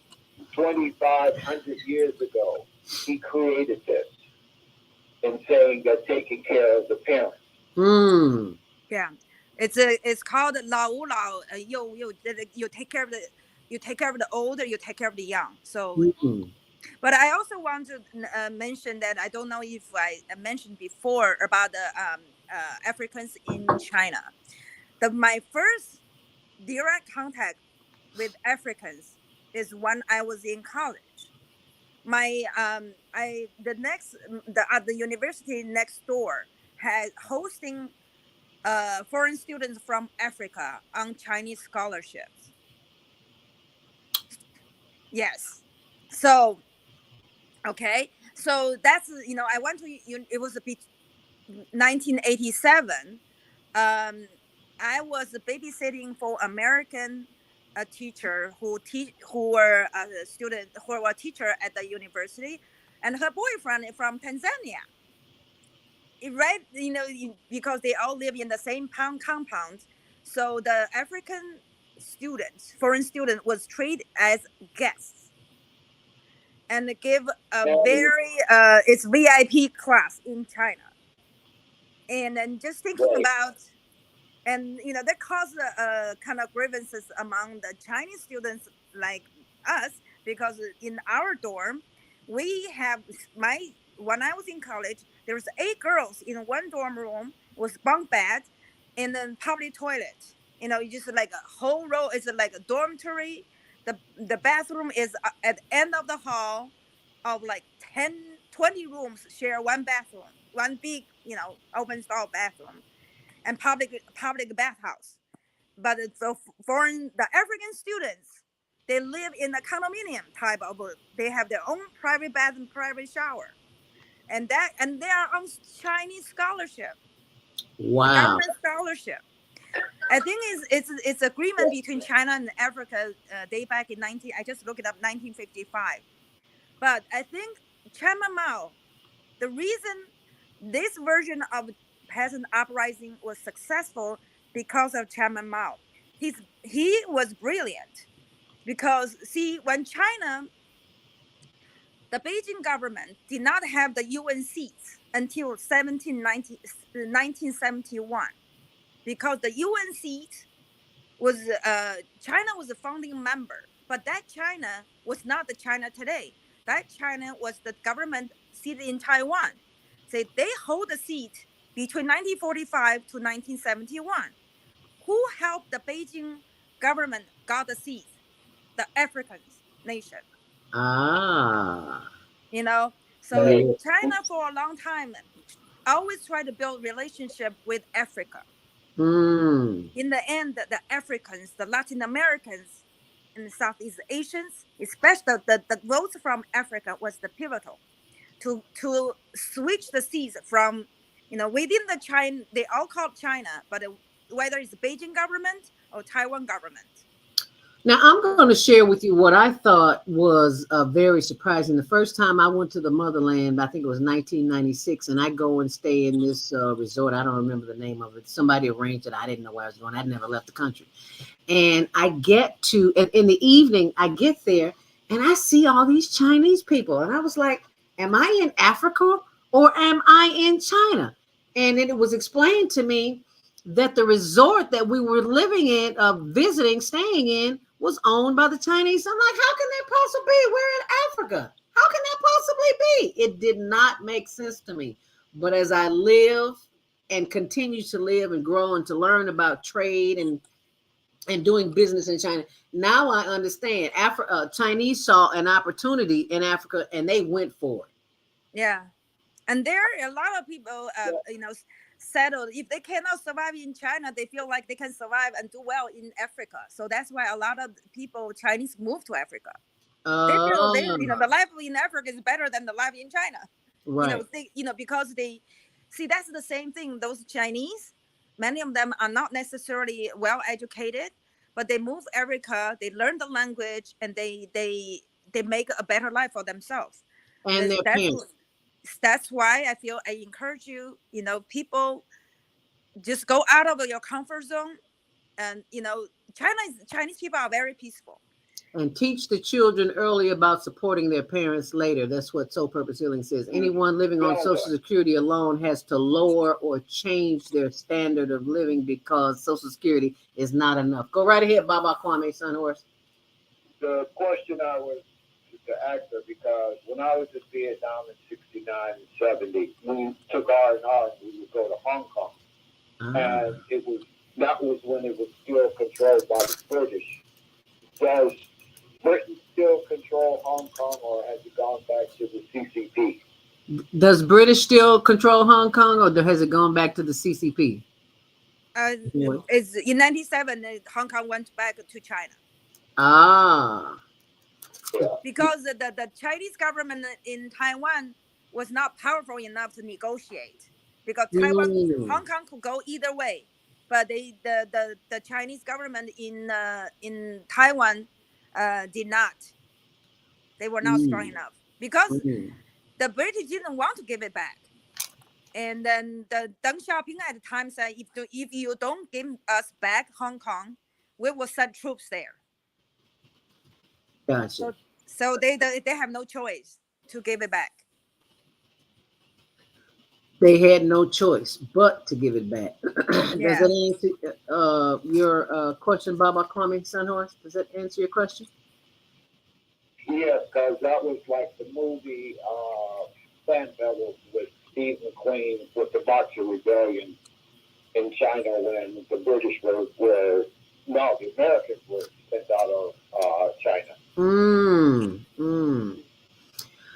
Well, that just about wraps it up. It is 8:58, and as I am playing our thank you ending, I want to thank you,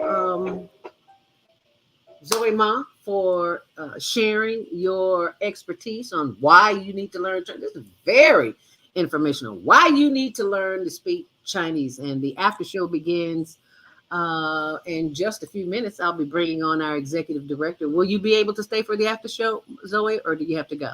I can be a little bit, yes. Okay, let me play the ending and then bring in our executive producer, because we want to say bye in all of the languages. But don't you leave, though. My website at www.naimalatif.com. That's www.naimalatif.com. Watch our TV shows, listen to our radio shows, order our books, and be sure to get your copy of the book, The Female Solution. On behalf of our team of radio hosts, I'd like to thank all of you who participated in today's discussion. And to our global family listening from all around the world, we say thank you. To our family in China, Shipping. India, Japan, arigato. Korea, kamsahamnida. Russia, spasiba. Germany, danke. Poland, dziękuję. France, merci. Spain, gracias. Italy, grazie. Egypt, shukran. Ghana, madasi. Nigeria, eshe. Niabonga. Senegal, Geret. Kenya, asante. Israel, toda. Pakistan, shukriya. Afghanistan, tashakkur. Saudi Arabia, shukran. Assalamu alaikum wa rahmatullahi wa barakatuh. Thank you. And may peace be upon you, and the mercy of God, and God's blessings.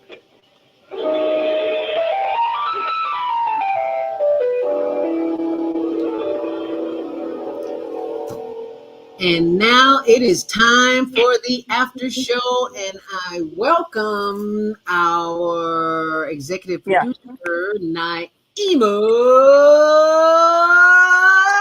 Latif. Hi. Yes. Ni hao. Ni hao. Zoe. Yeah. Yes.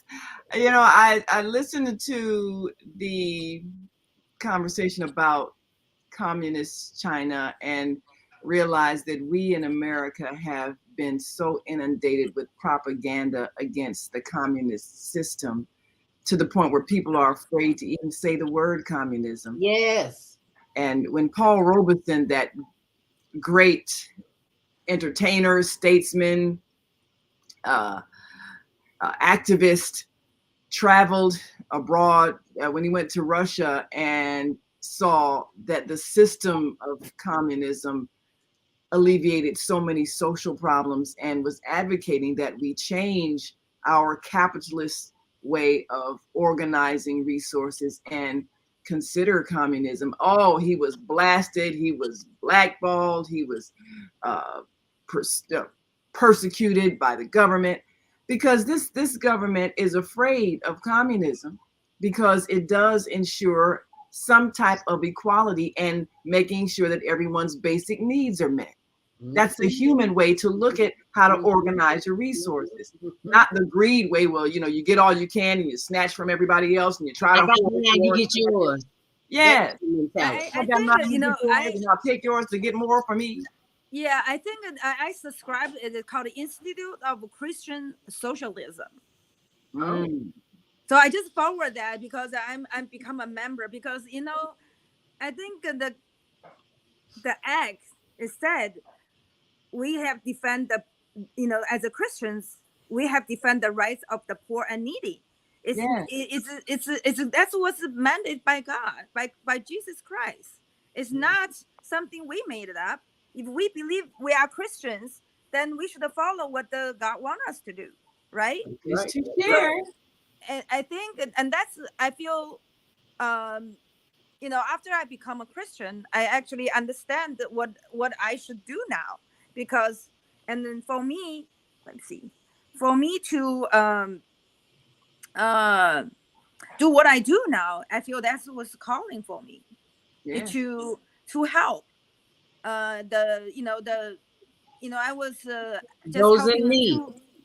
I helped I just past week I was helping two nonprofit from the west side and south side to apply for grants, because and then I have to help them to understand how to make it, because I'm sharing my expertise, my knowledge, because as a Christian I'm called to do it, to help.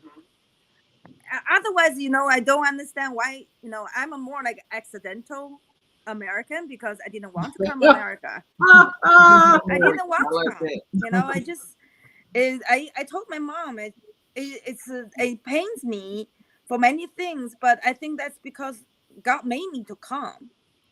And for what I've been through, I do not have, I accept it, because in China I was very successful. When I was 25-year-old, before I left China, God gave me a job that I make 20 times of average Chinese. 20 times as a 25-year-old. Wow. So that's why I say, because I speak English at that time, is a skill that's very sought after at the time. And but it's for some reason God chose me to say, push me to come to the United States, and I felt demoralized for 10 years, because America is not what I was being advertised. Being advertised, what you were told that it wasn't. It is nothing. People are saying that now that they're arriving here from other countries. It is not the land of milk and honey unless you already have the milk and the honey. Yes. Viata says, hugs to both of you, queens. Great show, like a college class. Thank us. Yes, it was a class. That's why I love this. I love this format on the Female Solution and the Higher Learning Network, because we're always learning something. We didn't always come to teach. We come to learn. I said, while you all are talking, I got to find this. I got to find this link that someone sent me about the dream state. And I'll pull it up while you're talking, but it is, we have got to get to the point where we are doing the work that is necessary, and we are doing the work that is necessary for the next generation of truth, because if we don't teach them, they don't know. Right. I think we have to take our children, because when they're young, they can be impressionable, then we can let them see a new world. Yes. See, I took my son to China many times, so he has his own version of what he think China is. To him, it's a big. China to me sometimes it's a Disney World on a very large scale. It's a Disney World. It's a lot of it's tourist. It's a lot of fun because you see different like sites and yeah, it's a Disney World on a massive scale.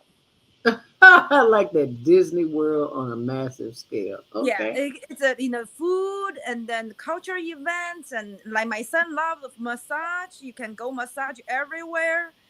Yeah, I would love that. Parks and things like that. It's so much fun. But it's definitely different from what you see. Yes. And in the Disney World, you also have a complaint about sometimes the service is not good. So that's why people complain about China. It's like, well, there are certain things the service is not perfect, so we have to complain about it. But overall, it's a good experience. Well, there are a lot of people there, and one thing that any system has to do is manage large groups of people. And so people have learned how to maneuver around in crowded places without being unpleasant. And that's, I mean, just the manners, even though, Westerners kind of make fun of the politeness, but when you have large groups of people, you have to have a culture that is conscious of other people's space, and you have to be you have to have a culture that teaches respect so the children see how you interact. So I think that's one of the strengths of China, and having developed ways of helping people manage.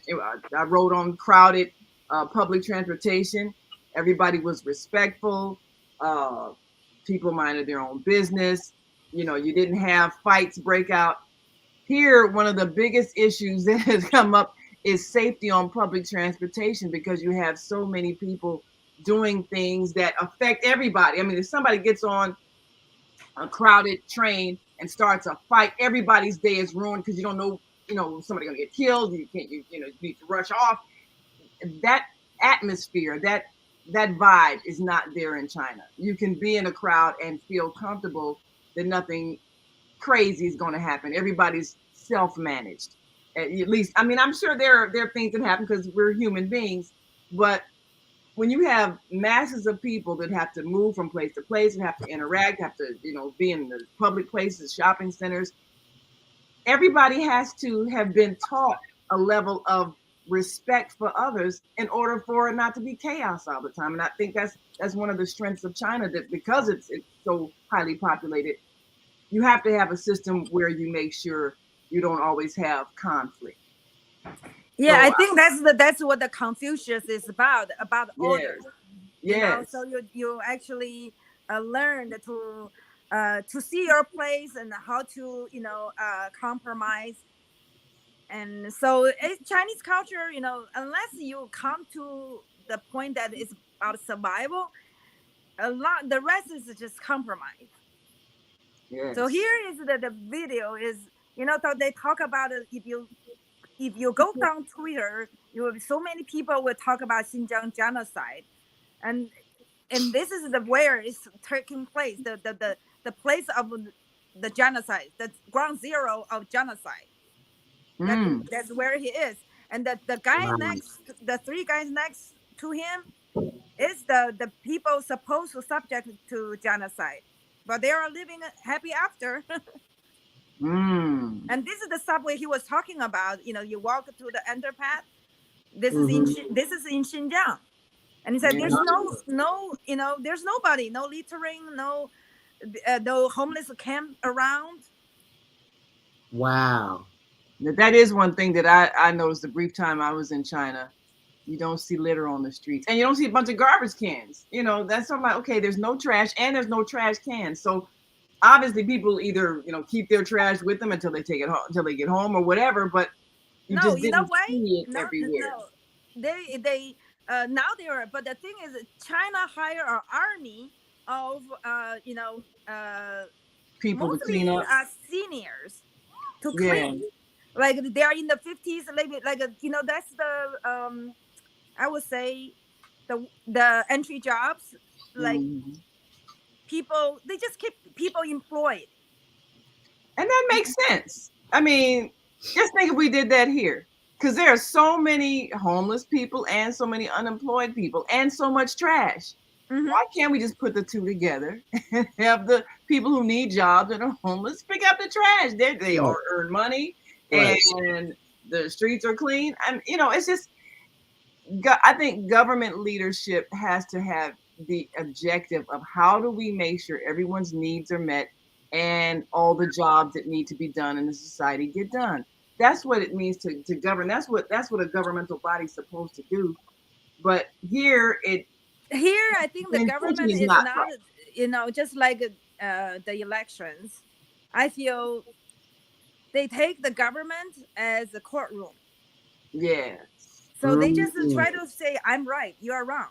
And Yeah. they don't really address, they don't think out of the box because, see, the U.S. government made up of lawyers. What the lawyers do, they don't create any value for the Yeah. society. They don't Yeah. even know. All they need is to charge people to fight, to That's the argue, good point. and they don't have any other skills. That's it. And then in China, all their politicians are engineers. Mm. Oh. They're not, in China, lawyers is not a very highly respected job. In Really? America, well, lawyers, you are become a politician. Ah. You gotta understand, this country was founded by a group of lawyers, and that's why everything is geared toward law and penalties for breaking the law. That's how they think. So you No, had I mean, lawyers, you had farmers. the law is about defending the entitled and suppress the less fortunate. Yes. And that's I the mean, because foundation of that's this my nation. experience. I'm so sorry. I tell a lot of people they feel like what I said is very strange. I say because that's my personal experience. Right. Right. I'm not making. I don't make things up, but that's how I learn one from my own interaction with the system. Hmm. And I'm highly educated. I just think about the people who are not. How are they going to survive? I have 2 masters, and I come, around the half of the globe to come and then deal with this. And the people, for those who are not strong enough, and I say also, I feel God is on my side. But what I can do and be where I am, I feel God is on my side. Otherwise, I probably will be homeless myself. Yes. 9:14. We've got about 14 minutes here. We got to get a couple of calls in. 312-848. Your line is open. You're live on the after show. What's your name? Where you calling from? And what's your comment?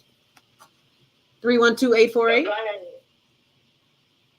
My name is Rashida Ali. Hi, Rashida Ali. Hi, Grand Rising, calling from Chicago. I want to ask the guest if you have a service organization and a trademark, does it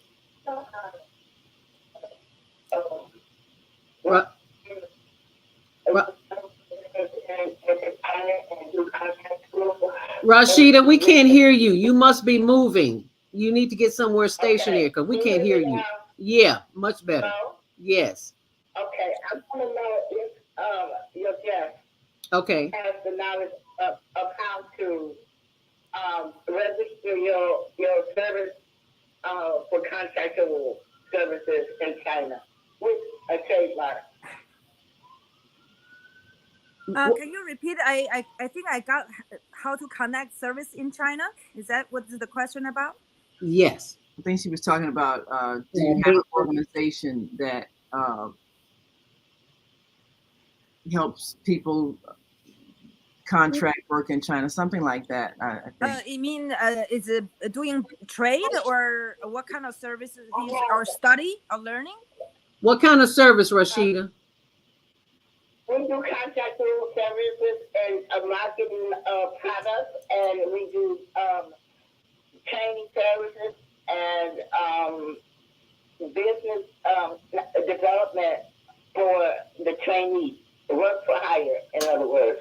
So my interest right now is how do you, if you are in another country, sign a contract with China to market a product. Oh, How do you do business in China? Like right, what Willie Wilson is doing. right. Oh, okay. If you have a product to sell in China, there's trade shows that you can attend. Ah, Okay, then you can know your counterpart, and then in China there's a trade show in Guangdong. One is in, I think, late March or April for the spring season, and then for the fall is October in Guangzhou. So you can go visit the trade show. You can see and then establish your contact there. And Guangzhou is where the African village is, so you will not miss your friends. Yeah, yeah, that's actually what my daughter does. She works with students that are MBA students and Masters of Business Administration students that want to do business in countries abroad. And so, she's the program coordinator where she arranges for them to travel to these different countries, meet the business people, perhaps do internships with businesses, learn about the cultures and things like that, so that they can actually be prepared to do business internationally. So that's the job that she has right now. Yeah, and then the trade show called the Canton Fair. It's a CANTON fair. If it's fun, I want to really get the question answered, not what someone else is doing or what they have. I'm an inventor here in Chicago. I had an invention company market my product, and the contract here in America was sold to a Chinese, but they still have me as a patent holder, and so me, myself, and I want to take my product, if I don't know how to do it though, and have it marketed, do a trade agreement with China to market the same product that I have here in America being sold in the American store. But my contract was sold to a Chinese. So if you know, if you're talking about China, so clearly and good, I like what you're talking about. But I want to know if you know how I, as an independent contractor, can sign a contract to be in your trade show in China. Yeah, I think you just need to register at the Canton Fair. She needs to register where? It's called the cantonfair.org. Let me see. CANTON.org. Now, is there a trade show coming up in Chicago? Because I know a lot of times they will have international trade shows at like the McCormick Place and things like that. So is there something coming up in Chicago? Yeah, Chinese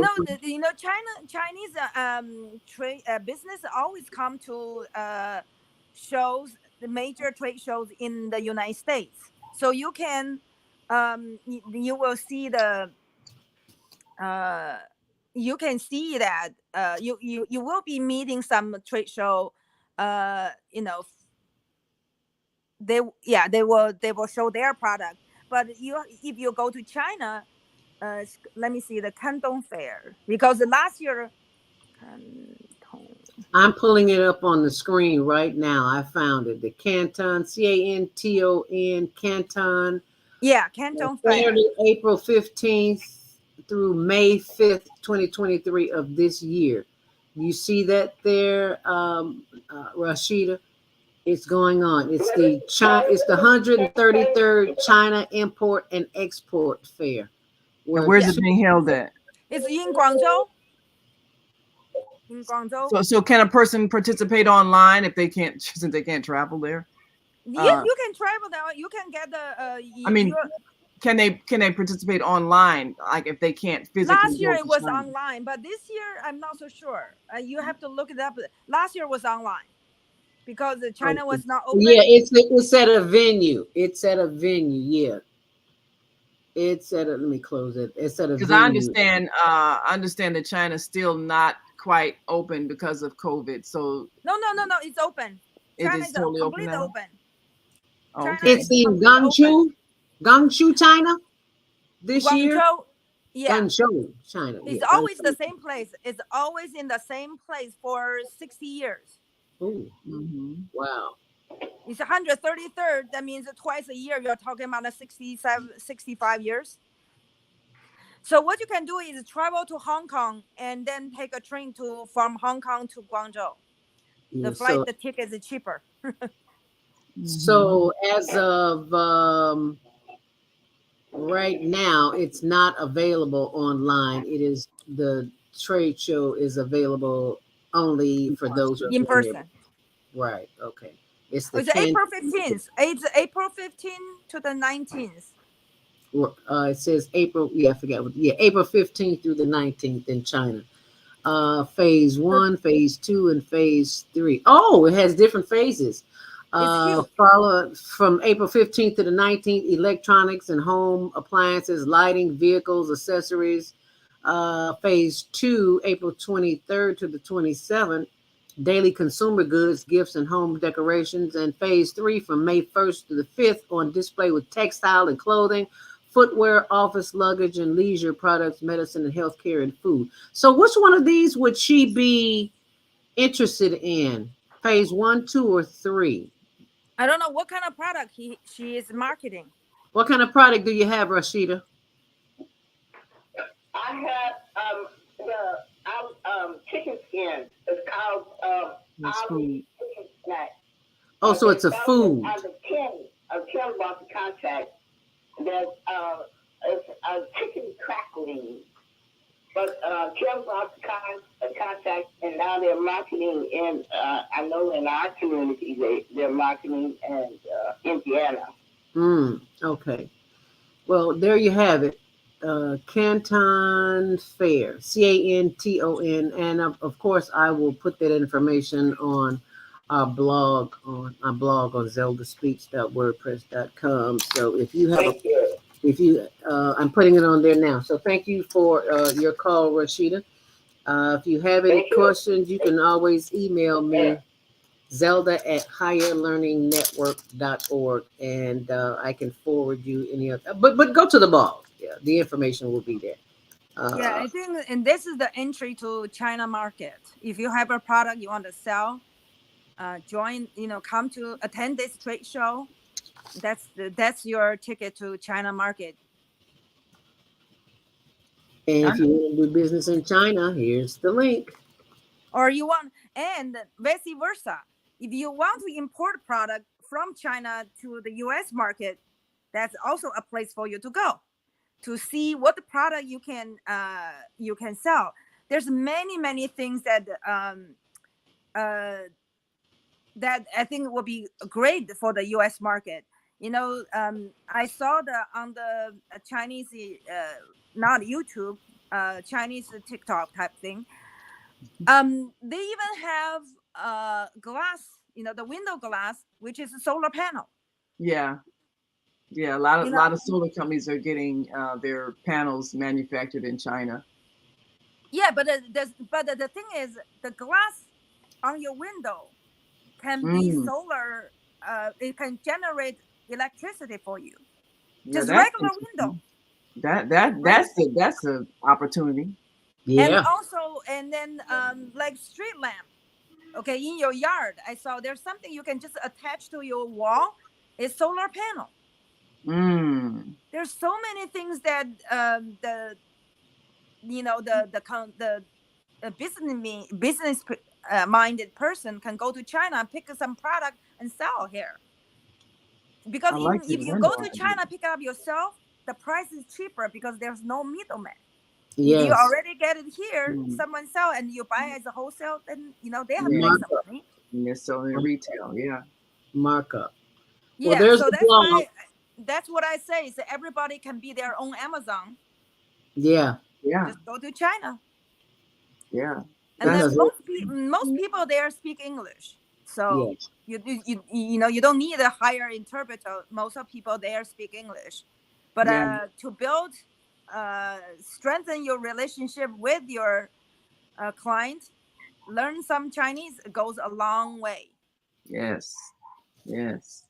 Okay, well, it is 9:27, and this after show is just about over. So please remember to go to the blog for updates, all the information you could possibly need. Update is on, you see the blog there, ZeldaSpeaks.wordpress.com, and scroll down. There's lots of information there from the show. If you just tuned in, you tuned in late, all the way down to the conversation about the British reporter, what to expect when you're in China, and information for the job fair and job fair trade show. And I'll be sharing more information as well. And that's all the updates are on my blog, ZeldaSpeaks.wordpress.com.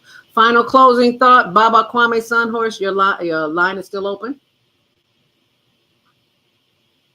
Unmute yourself, Baba Kwame, if you're still on the line.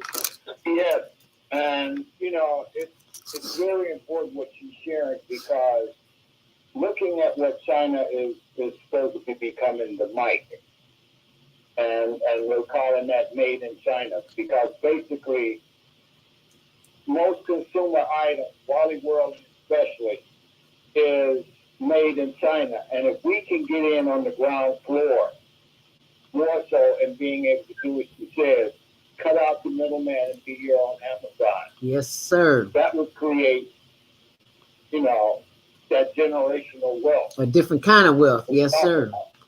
Right. Anyway, I'd like to thank her for sharing that. Yes. Thank you. Thank us. And thank you, Baba Kwame Sunhorse, for sending all the information that you sent in to make this show a success today.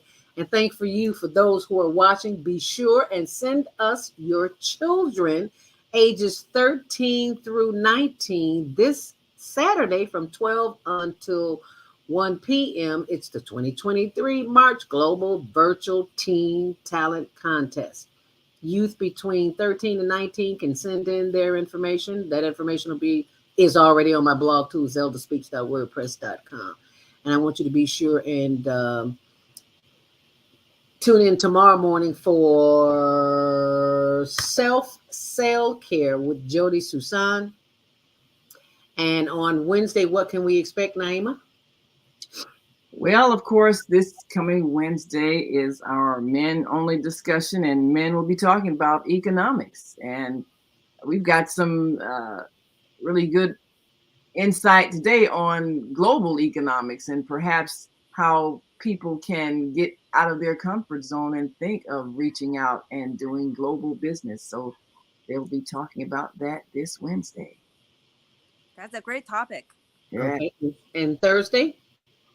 And Thursday, of course, we've got Soulful Solutions with Dr. Debbie Green, helping us to address family trauma and how to recognize when our children are in distress so we can get them some help.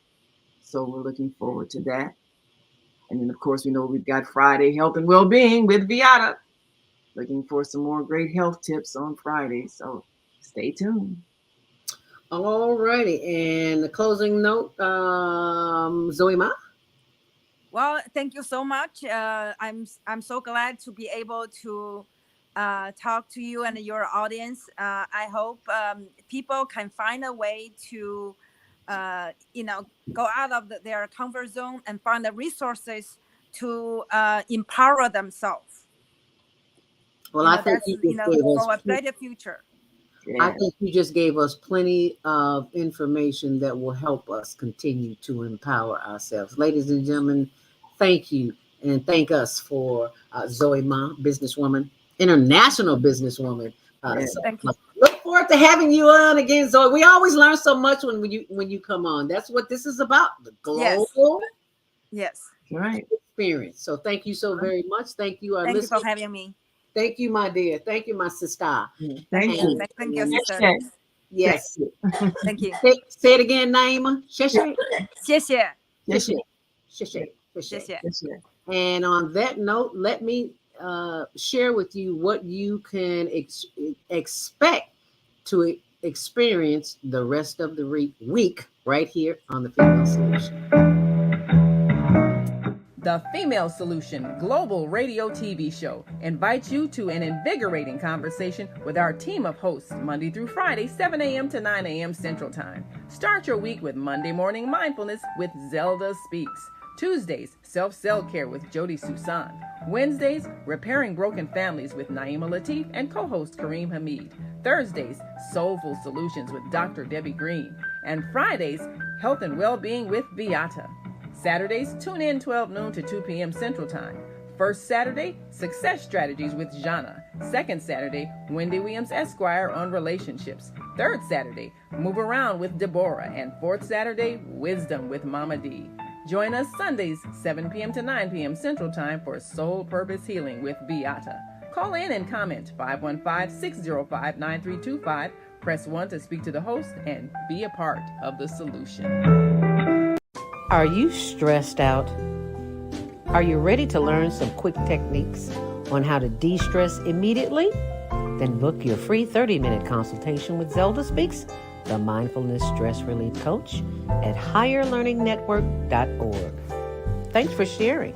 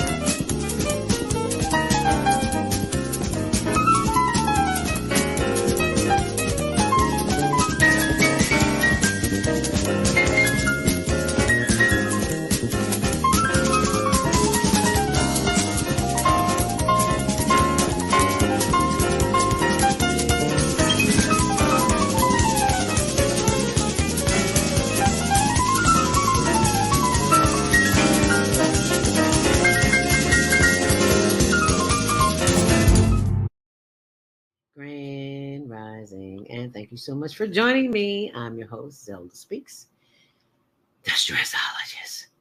Any stress in your life? Well, most of us do. Unfortunately, we don't know what to do with that stress, especially as it relates to worry. I was once a worried about everything, and I finally figured it out with some training. Yeah, I've been certified with the American Society of Training and Development, National Speakers Association, and a host of others. But none of those organizations helped me stop worrying. They just gave me validation for the public to see what credentials I have. So the credentials I have now are from life experience, and I've learned how not to worry. And you can learn how not to worry too, because it is indoctrinated in us to worry. We don't have the answers, so we think the worst is going to happen. Well, I got a solution to that. And that is the Worry Workshop. So I'm going to pull that up for you on my blog. Why do you worry when you don't have to? Go to my blog, ZeldaSpeaks.wordpress.com, and you can sign up right there and find out how you. And remember, sharing is caring. If you care about yourself and your loved ones, help them see their way out of a mess. Give them the gift. It makes a great birthday gift. It makes a great holiday gift. So instead of running to the store getting something that they really might not need, give them a worry-free life. Give them the gift of a worry-free existence. And thanks for sharing. Make it a great day. Are you stressed out? Are you ready to learn some quick techniques on how to de-stress immediately? Then book your free 30-minute consultation with ZeldaSpeaks, the Mindfulness Stress Relief Coach, at higherlearningnetwork.org. Thanks for sharing.